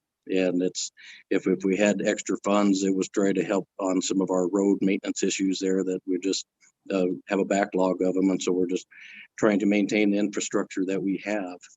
And I don't know if that answers your question on some of those high years where the state has had those funds and then made drastic cuts, but we do see a lot of unfunded mandates that come here local, that we see locally, that the state has made the cut, but then as a few that I just referenced come down to the counties to pay. So that is one example of how we've had to deal with it, and we'll continue to deal with it. We don't have any choice. We need to pay attention to our constituents and be meaningful with the taxpayers' dollars and do things to the best of our ability. Senator Hicks. Thank you, Commissioner Wolf. Any follow-up, Senator Hicks? Yeah, Mr. Chairman, and maybe again, Terry, you may be getting the brunt, but this question is not specific to you. But do we know how many counties have passed the 6 penny tax for capital improvement projects? Do we know where we're at county across the state with that? Getting back to your road issue, wouldn't that be an eligible project for that 6 penny tax or not? Mr. Chairman, Senator Hicks, yes, it would be. I believe at our WCCA office, they have that information compiled. I don't want to throw them under the bus, but I know we've talked about those issues in the past, and they change on a regular basis as some taxes come on and others go off. As for us, we don't have the 6 penny. It is something that we would definitely have to bring to the voters to look at going forward there, because we realize that funds are short at the state, and again, that's what we have to do here locally is make our ends meet. And the last thing we want to do is let our infrastructure deteriorate to the point that the cost is significantly more because we have to do complete reconstruction, and we're just it's tough on us, but we'll make do, and it will be a discussion coming up in starting a year from now. The 1 cent that Washakie County has will be up for discussion again because it goes off in the next election. So we will have to visit that, and then also the 6 penny I would assume that we would probably have to discuss that also as an option for us. In the current climate, I think I mentioned before, I don't know how palatable it would be for the voters here in the county, but if they want some of the services or the roads in better shape, then that is a bridge we'll have to cross. Just, Mr. Chairman, one follow-up. Terry, we're in that same boat with you. We're all in the same boat. Yes, yeah. We're all looking to plug the holes. That's right. So yeah. So Senator Steinmetz, I think you had your hand up. Thank you, Mr. Chairman. And I think, Terry, you are kind of getting the brunt of it. Probably we're just getting warmed up, but no offense to you personally. But I was just wondering, as elected officials, we're all having to reevaluate the size and scope of government and what its proper role is. Are there any discussions going on within your organization or at the county level between your colleagues about some things that we could do to reduce some of the mandates or reduce some of the red tape that does cause us a lot of expense both at the state and local level. Do you have any insight on that you might give us? Thank you, Mr. Chairman. And Terry, if you want to phone a friend, we allow you to use lifelines when you appear in front of this committee. So if you want to serve this softball, actually this fastball, inside fastball, to one of the other, we did Jim or anybody else, or if you want to take it on yourself, go ahead. Thank you, Chairman Perkins. I know on this particular one, President Willix, it might be a little bit more in the loop, being he is the president of the Commissioners Association. It's been 12 years, I think, since I was last president of the association, but still actively involved. And so I don't want to throw President Willix under the bus, but I'd be happy to follow up if he has a minute to jump in here. Thank you. President Willix, did you hear the question? Thank you, Mr. Chairman. Yes, I did. And thank you, Terry, for tossing me the leaded lifesaver.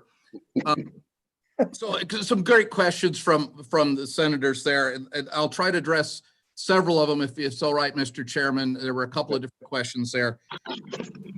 The question about options moving forward, I believe, from Senator Kinski was about our past two executive directors have made presentations to the Revenue and I think Appropriations Committee about options that exist out there, everything from sales tax to local revenue generation to property tax, not advocating, but just doing the math that maybe gets us off of that direct distribution question that Senator Hicks referred to as well.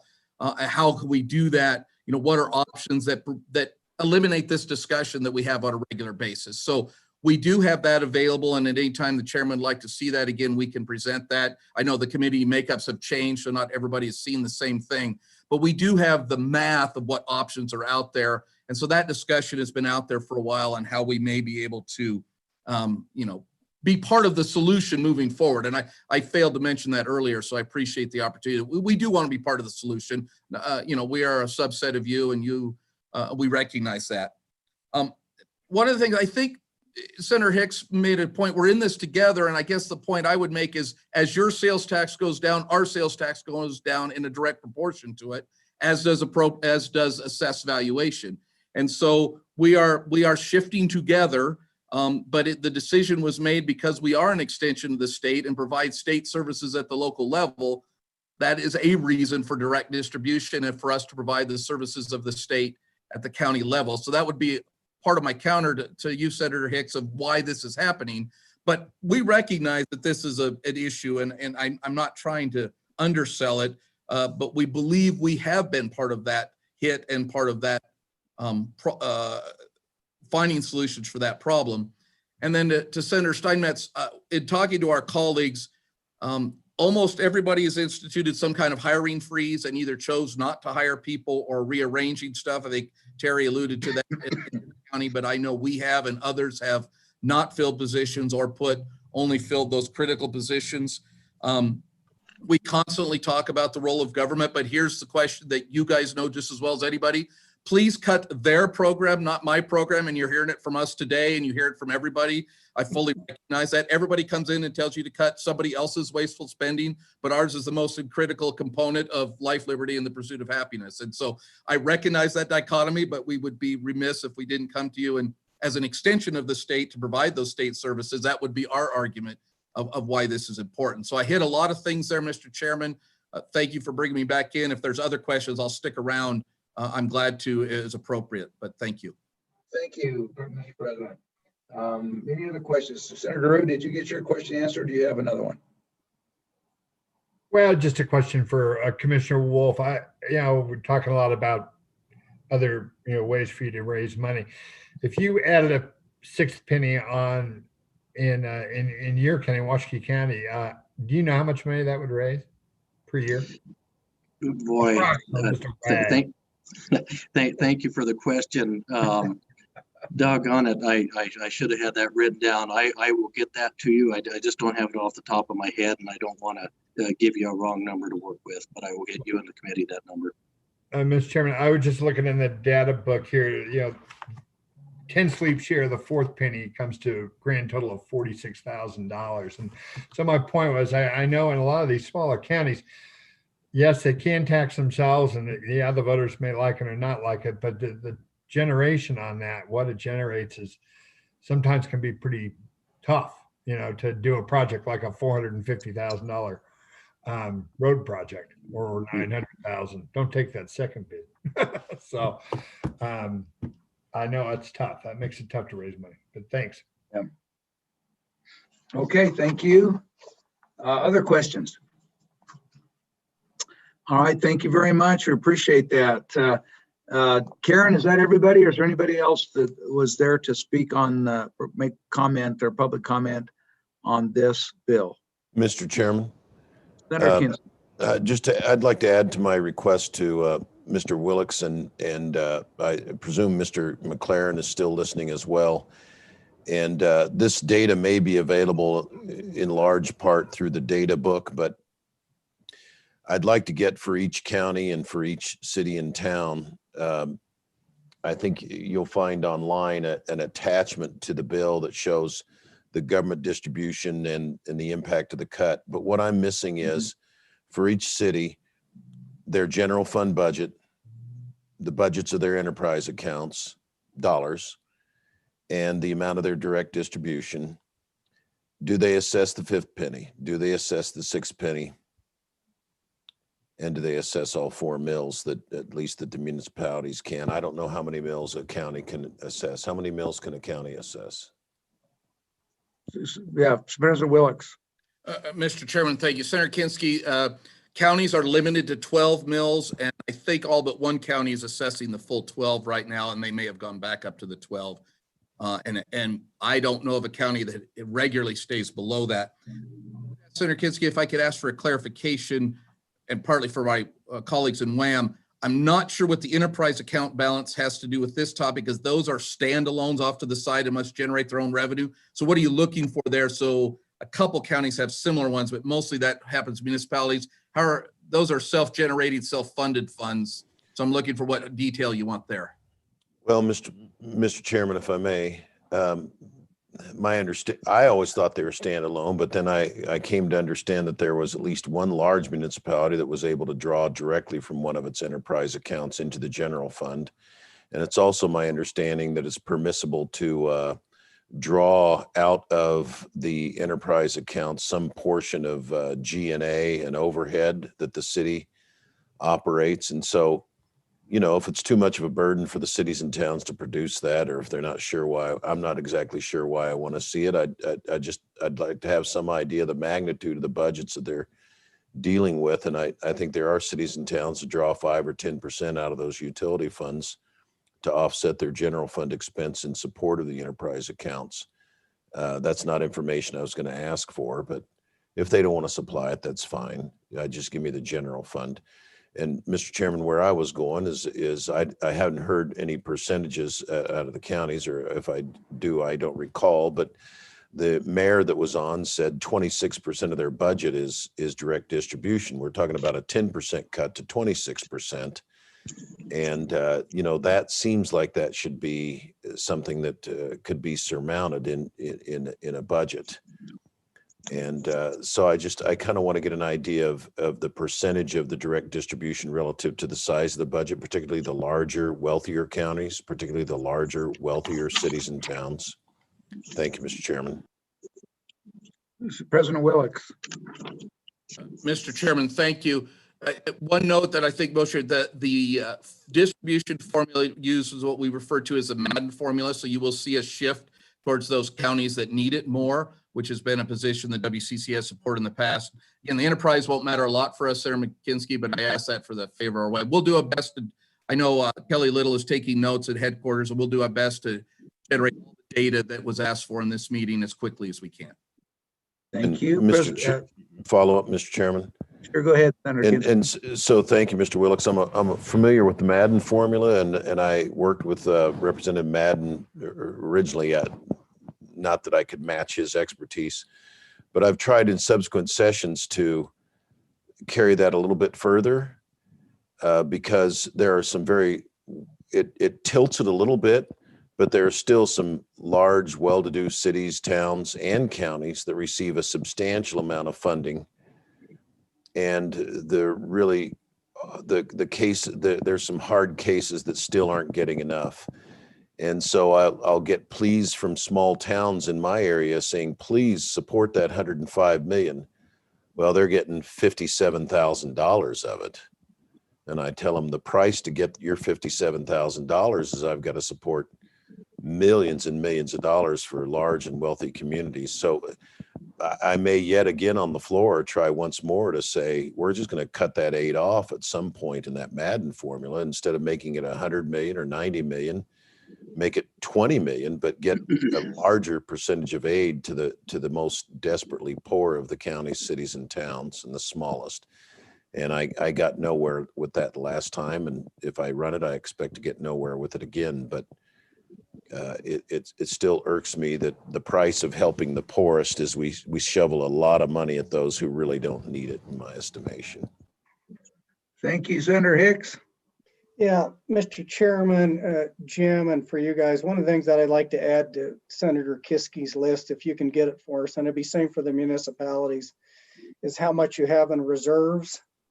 I would like to see that number, and I think that gets back to what Senator Kinsky was just expounding upon. But I want you guys to think about something as we move forward.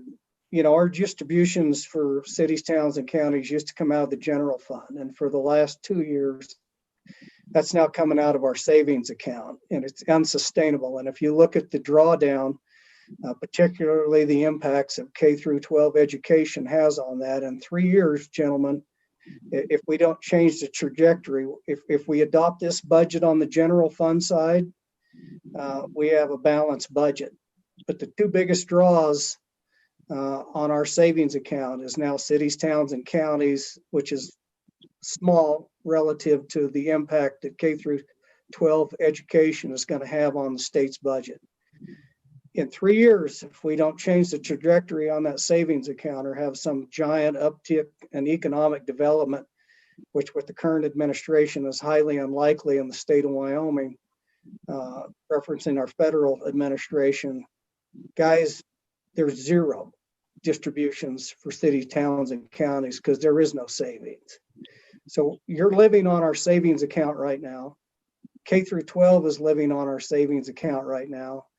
And so getting back to Senator Steinmetz, we're going to have to rethink what the size, the scope, and the proper function of government is. But again, you guys are all elected officials in your communities.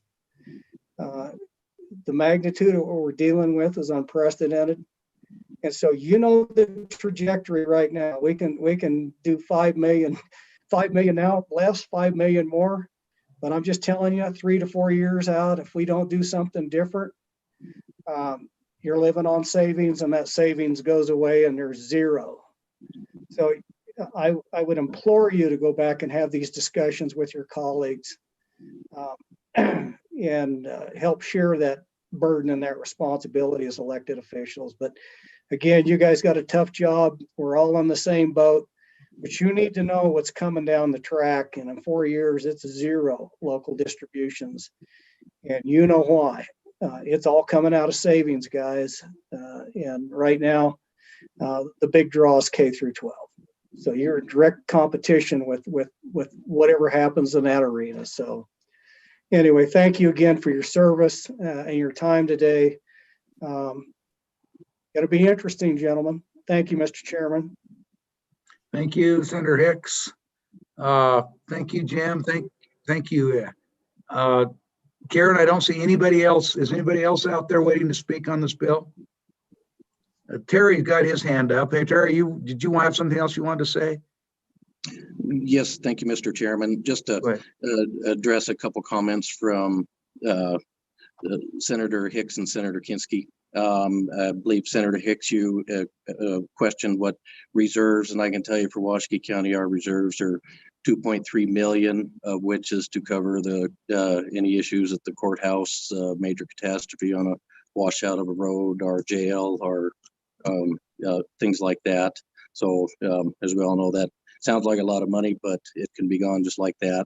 So we've tried to again maintain the things as best we can and prioritize And Senator Kinski, you asked about the amount of direct distribution, and I think I said it, but just in case I didn't clarify it there, the amount, if it's fully funded, of the direct distribution without any cuts is equivalent to 15.9% of our budget. So cuts to that do hinder us in what we're able to do. But as I stated, we'll do our best we can. And Mr. Chairman, you stated we're in this together, and we want to help you and as we move forward here. So if there's things that we could look at to make us all prosper in the end, I believe we will, but we've got a long road ahead. So thank you very much, Mr. Chairman and members of the committee. Thank you. Thank you. Any other comment today? Any other comment? Mr. McLaren, did you have anything you wanted to add before we close off public comment? Mr. Chairman, I just wanted to make sure I had all the requests from Senator Kinski down correctly. He wanted for cities and towns, the general fund budget, the enterprise fund budgets, the total amount of direct distribution, whether the town had a 5 cent, 6 cent, the number of mills assessed, and then Senator Hicks asked for reserves. Was there anything else that you wanted us to get? No, that's good. Thank you. Okay. And just with respect to the general fund, Senator Kinski, or the enterprise funds, at least in my experience, we did take a piece of the enterprise fund as an indirect cost for the water and sewer fund. I think we took 10% that went in. There was a sort of a direct overhead, indirect cost allocation. At least for the town of Jackson, we did that. I can't speak for anybody else. Thank you. Mr. Chairman? Senator Kinski? I have a question for Mr. McLaren. Bob, when we were both active in WHAM, well, you still are. I don't know if they'd have me these days, but you know, I was always send you back. I was warned by John Schiffer, my predecessor, that the direct distribution was one-time money and don't incorporate it into my operating budget. You may have heard the same warning. Well, that was, Mr. Chairman, Senator Kinski, that was the direction, I think early on. I think as time went on and budgets got tighter, some of the cities migrated to using some of that for the general fund. I know with the town of Jackson, we kept it into the capital projects fund, but I just think as budgets got tighter and tighter, that some of these, particularly some of the smaller towns, are using it for operations. Thank you, Mr. Chairman. Thank you. All right, thank you. Well, as I think that concludes our public comment today. And so thank you again for your attendance and your comments today. We appreciate that. And we'll go ahead and close off public comment. With the bill, members, what's your pleasure? Move the bill. Bill's been moved. We have a second. Let's have a second by Senator Steinmetz. Is there discussion or amendments? Further discussion or amendments? Mr. Chairman? Senator Kinski. I'd move an amendment. It's on page, I think I've got this right, to restore what the governor's original recommendation was. And so I believe that would be on page 2, lines 4 and 5. The governor's original recommendation is, as I have it, comparing the original draft to what came out of JAC. The governor's original recommendation on lines 4 and 5, page 2, was $94,500,000, and then I believe the other change is on lines 10 and 11. The governor's original number was $42 million, and I believe the rest of the bill is identical to what was originally presented to JAC in draft form. So what was the number? What was the number instead of 99,750,000? What was the number that you think the governor proposed?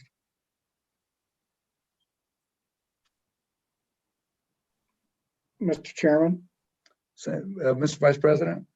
I believe it was 94,750,000. Okay. Mr. Chairman, I'm going back to the draft. This is LSO. 357, working draft 3, that's what we reviewed in JAC. And on lines 9 and 10, the number was 52,500,000. And then on line 11? line 11 and 12, it was 42 million.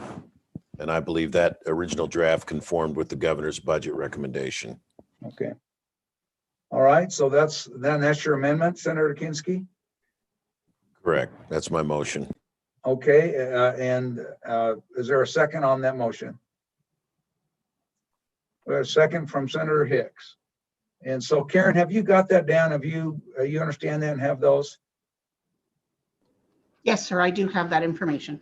Okay, thank you. Is there a discussion? We're on the amendment. Mr. Chairman, Senator Kinski.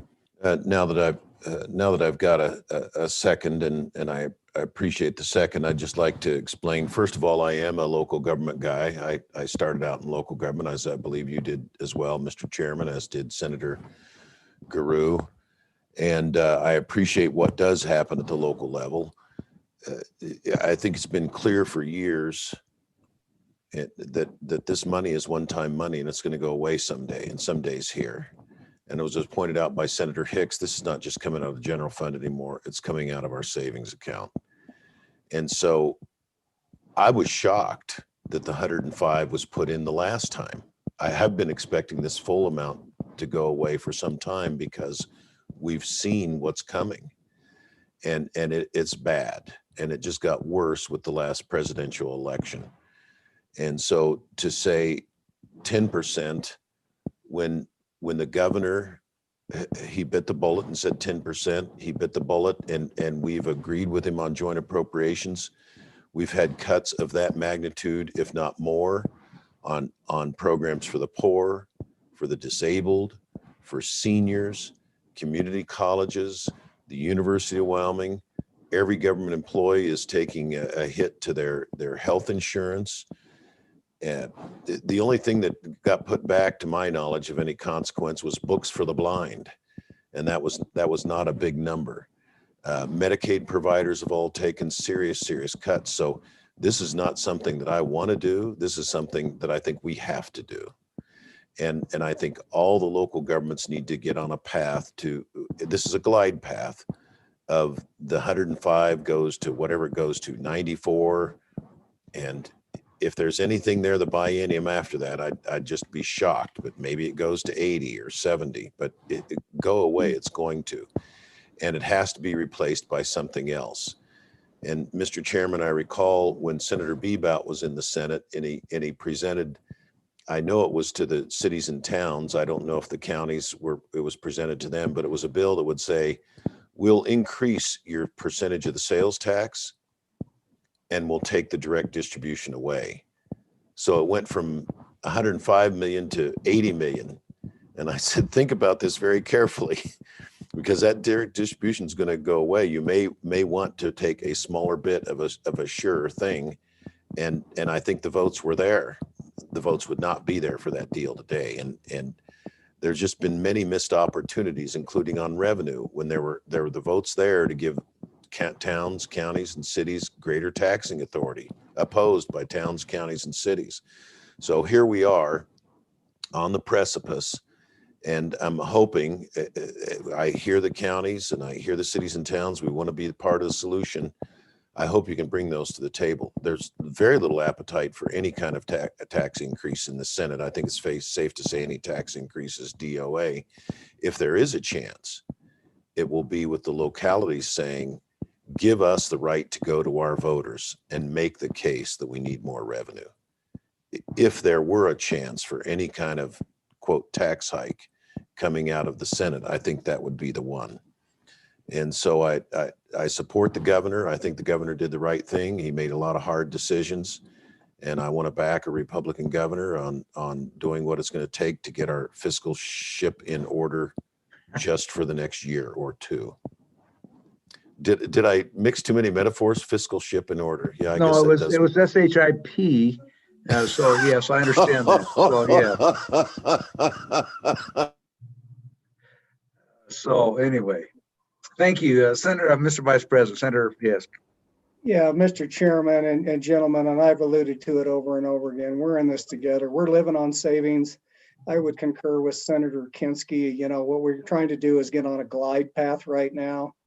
A $5 million reduction now means a $5 million distribution somewhere out in the next 2 or 3 years. I'm not unsympathetic. For you that don't know me, I work for a local government entity. And I've lived a 72% reduction off our high. And I know what it's like to lay people off. I know what it's like to get rid of programs. I know what it's like to run junk pickups that are 15 years old with 180,000 miles on them. And they're all tough decision guys, but you know, we'll solve this together. You know, the government agency that I work for, 72% reduction. We're still here. We're still working hard. We're still providing service. I'll bet it's what we can afford, not what we want.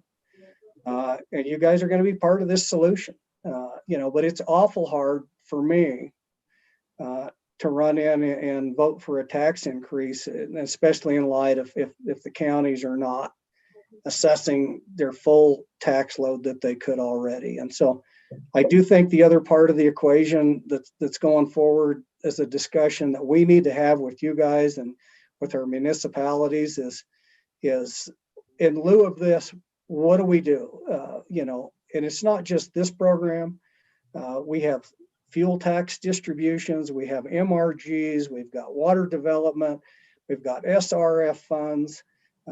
We do support our local governments in a lot of different ways and with some pretty big dollars when you start adding up business ready communities. You know, we've invested millions and millions and millions into those municipalities. So when we start looking at this, I think one of the discussions have to come back from you guys is you need to prioritize for us, whether it's local distributions or do we maintain those MRGs for those emergencies, water development, tax distributions for the fuel.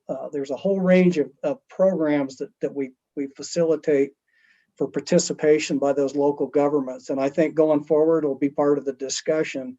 It would be very helpful for me, for your organizations to sit down and help prioritize what those priority programs are for the municipalities and for the counties. Because that's another option that could be on the table out there. But again, thank you guys. You got a tough job. We're here to work with you. But anyway, you know where we're at. And again, thank you for your service. Thank you. Senator Drew or Senator Steinmetz, any comments? Are we ready for the question? Senator Drew. Thank you, Mr. Chairman. Just a couple of comments. I you know, understand the motion on the amendment, and to be honest, I'm in agreement with it partially, but I do want to answer some of Senator Kinski's remarks. I don't necessarily think that one party has a monopoly on this. I think that the last two Democrats that were in the White House actually came in with budget surpluses. And so I don't think that that's necessarily the way to look at it, especially in this state. I think we've had some great Democrats who've run the state very well, very admirably. So as long as we make sure that we're straight on that. Next up, I want to talk about, you know, where we are. I think that we do have to have a serious discussion. I think it needs to be a global one. And we've talked about this right now. Senator Kinski, Senator Hicks are absolutely right. Couldn't be more correct. Revenue increases are off the table in the Senate. That will not happen this year. I think that's a known fact. But to be honest, I think it should be, and I think this answer is going to come with a combination for all of us with regards to revenues and cuts. And cut we have. And I've been voting for a lot of them through this budget because we have to, and that's just a fact. But when it comes down to our cities, towns, and counties, we're going to have to work together. I know my communities voted for tax hikes. I know this year they turned one down. They got a little fatigue from tax hikes. But others they voted for. We've always voted for the sixth penny. And as I was getting to, when I was talking to Commissioner Wolf, in some communities like ours, it's easy to vote for that sixth penny because it generates millions and millions of dollars very quickly. And so it's easier for our voters to see that instant benefit. For the smaller counties, it's tough. I do agree with Senator Kinski. I think that we need to look at this in a way to help the smaller towns. I do agree with him that we need to help the ones, the communities that need the help the most. Some of the larger ones like mine don't need it. But although our community last year got, I think, 160 some thousand, it wasn't very much from this program. So, I'm gonna, like I say, I just wanted to make sure we cleared that up. I am going to vote yes on this motion because I want to move together with our group and try to answer this question globally. But as we get to the floor, if we're still not willing to talk about this, at least globally in concept, I might be changing my vote. Thank you, Mr. Chairman. Thank you, Senator Guru. Senator Steinmetz, did you were feeling left out? Did you have something to say, or are you ready to vote? Mr. Chairman, thank you. I will just state a couple of things, and I do appreciate you guys, and I love our county commissioners, and the services you provide for our community are vital. We know that the people closest to the government closest to the people governs best, and that's really true in Wyoming.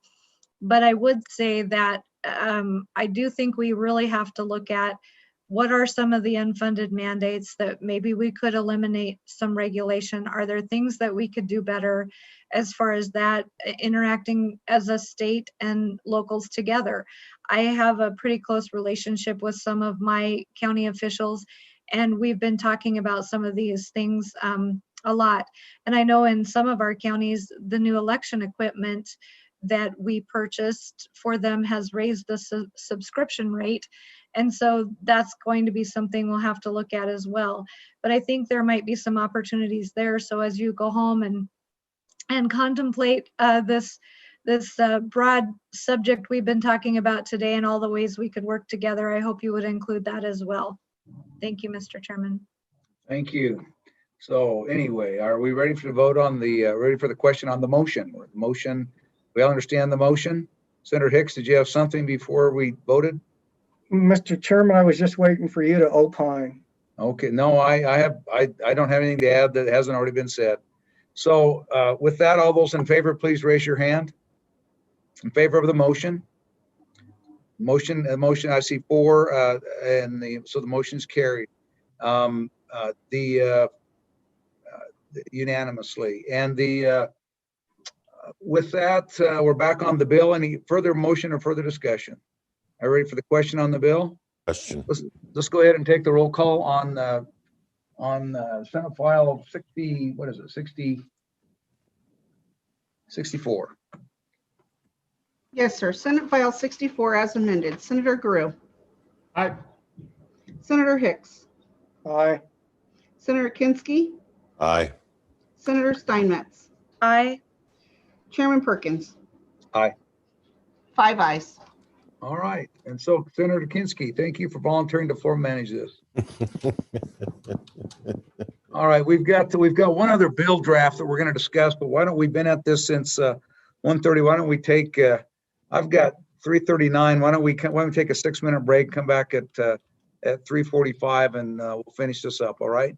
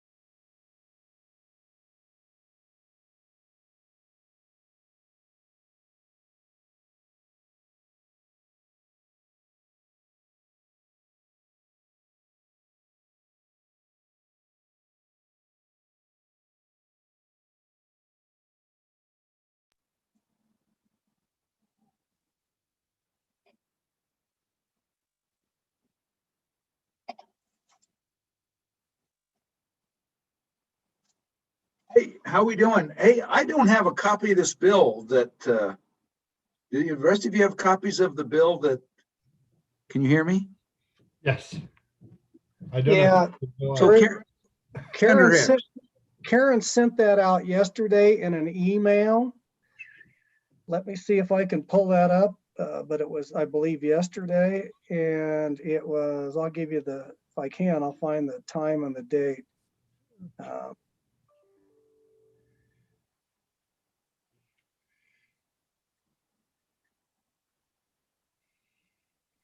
Well, I'm not finding it now, but it came out yesterday. Karen sent that.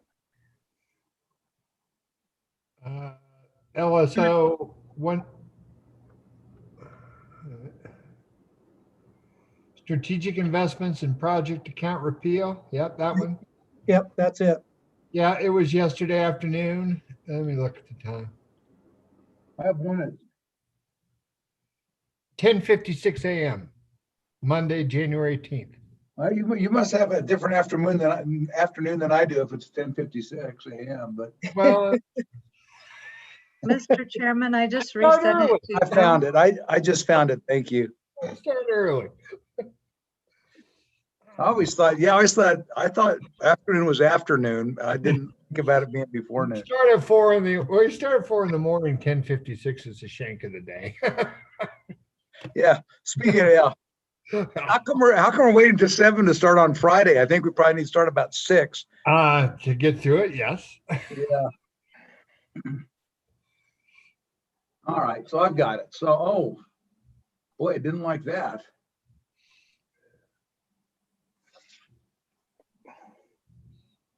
It didn't like that so much. It knocked me out of my. Anyway, let's go ahead. We'll go ahead. I'll get it.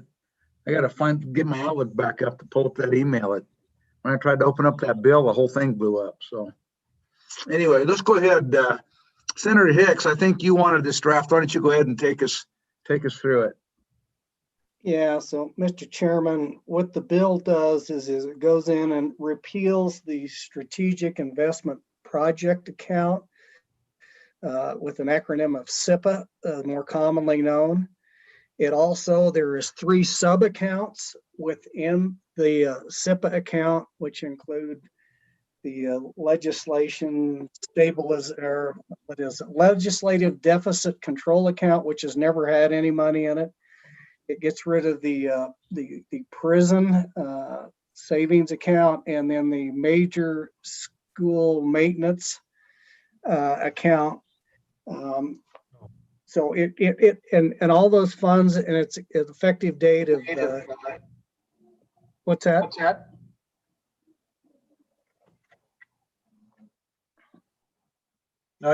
I just heard some feedback, Senator Hicks. I didn't hear anybody trying to cut in. Okay. Well, it just repeals those, and any remaining funds, you can go to the fiscal note on those.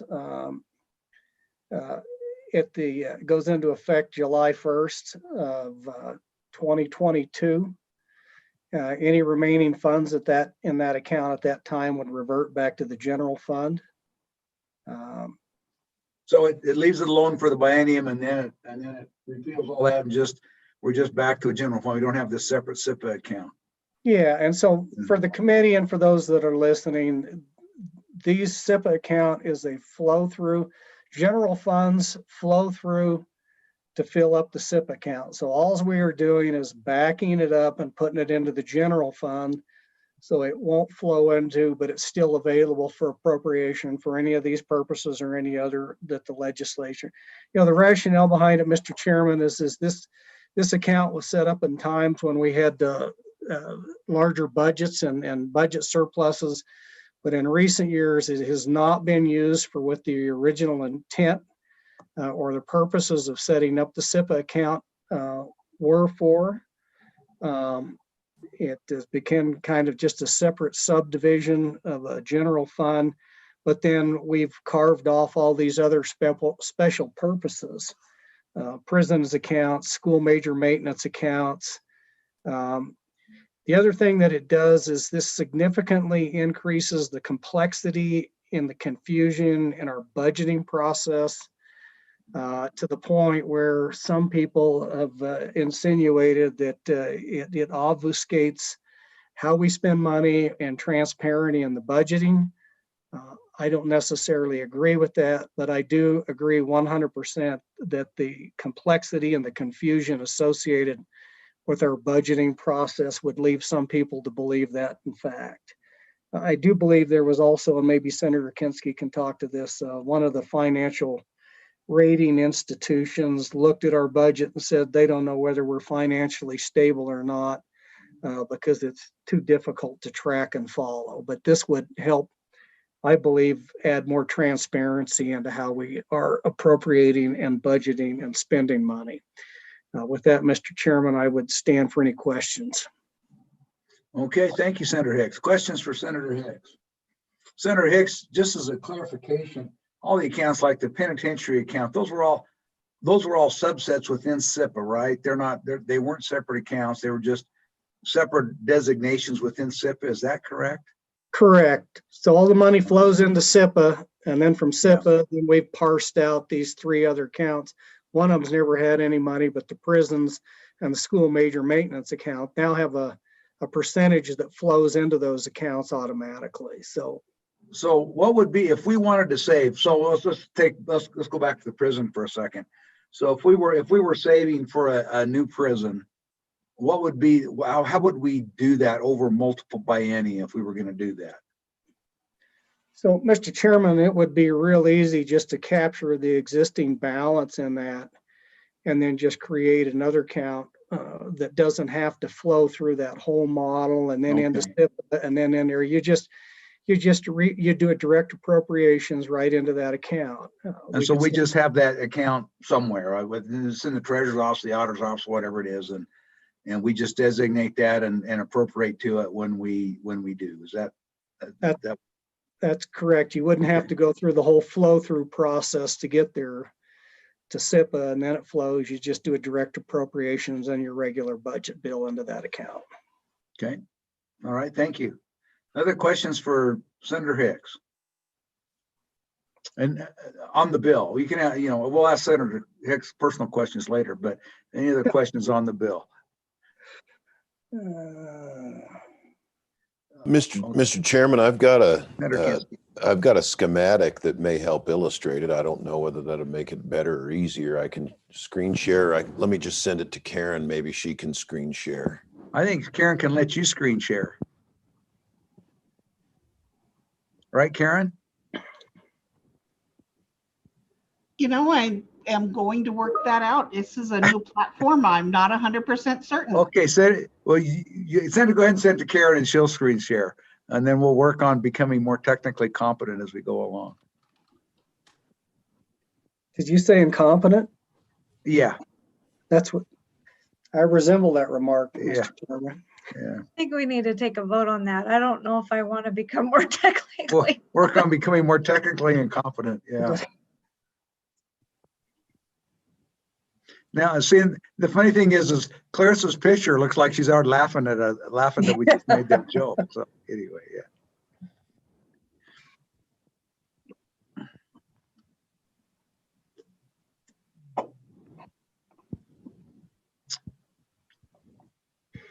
My guess is when we see the flow chart, it will make us think that we should get rid of this. I believe everyone can see the flow chart now. Thank you, Mr. Chairman. So this actually was prepared for a slightly different bill. I've been having an email back and forth with Don Richards. So the tip to the legislative stabilization reserve does not go away, but you'll see that the SIPA goes away, and under that, the split out to the school major maintenance, and then to the state capital penitentiary and the legislative deficit control account, which is yet another account that we created. And then there's a backstop out of the PMTF reserve that goes away as well. So it simplifies things. Yeah, we're back to just the general fund checkbook and writing checks. Yeah. So, okay. All right. Any questions for Senator Kinski on his doodles?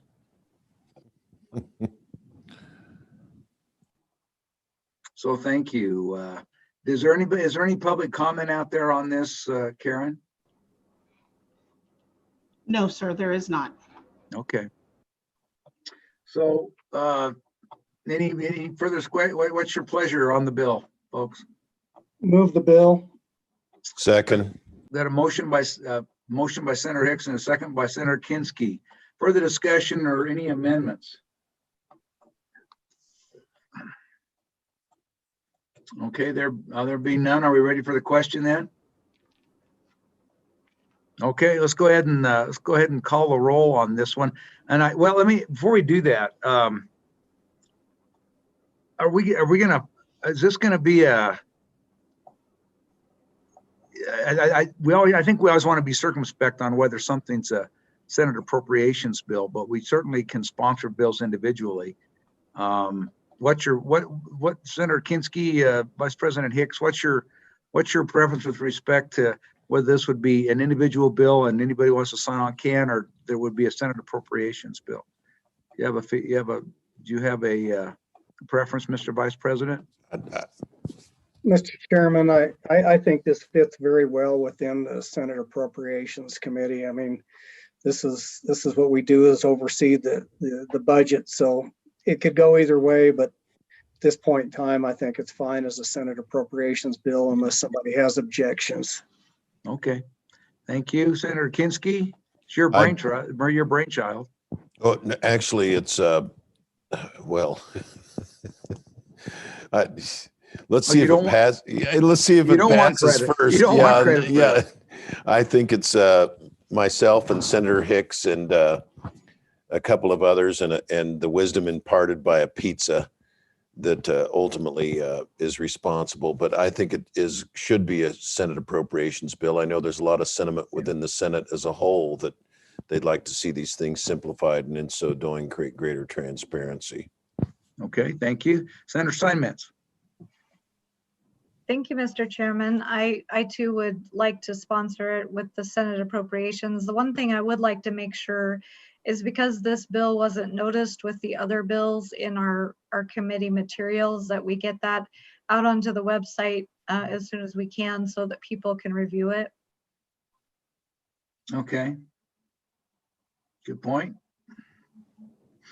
And thank you. So are we ready for this? So this will be a Senate appropriations bill, and we'll go ahead and take the vote on it. Now this was not read, although this was not read in. This hasn't been read in by the president yet, so it's not. We wouldn't hear this until March. Is that correct, Mr. Vice President? Mr. Chairman, I do think that when we start the virtual session, if it's the prerogative of the majority floor leader at that point in time and the president, if they wanted to read it in, they could reassign it back to committee. I don't anticipate that happening, but that could happen. Most likely, I would say the scenario is this will be on assuming the in-person session in March. It just moves that process up. So I know that was a long answer, but unlikely, could be, but probably March. Yeah. So we'll hear this again at some point. They'll be ready and signed back to us, and we'll have a chance to hear it again. Senator Guru. Just a question about all that. Are we gonna, right now, is the plan to have a committee meeting while the virtual session goes, or no? Mr. Vice President? Mr. Chairman, yes, because appropriations, there may be re-referrals. And those particular cases, the plan right now is that we don't get lunch. That if there is re-referrals during the virtual session, that the appropriations, both House and Senate, would meet over the lunch hour to deal with any of those bills that are re-referred. Okay, thank you. And okay, thank you. So at this point, well, I guess we go ahead and Karen, I guess we would take a roll on this, even though I guess we would take a roll and then we'd hear it when we hear it. Yes. Okay. To draft as a committee bill, draft 21 LSO 0167. Senator Guru.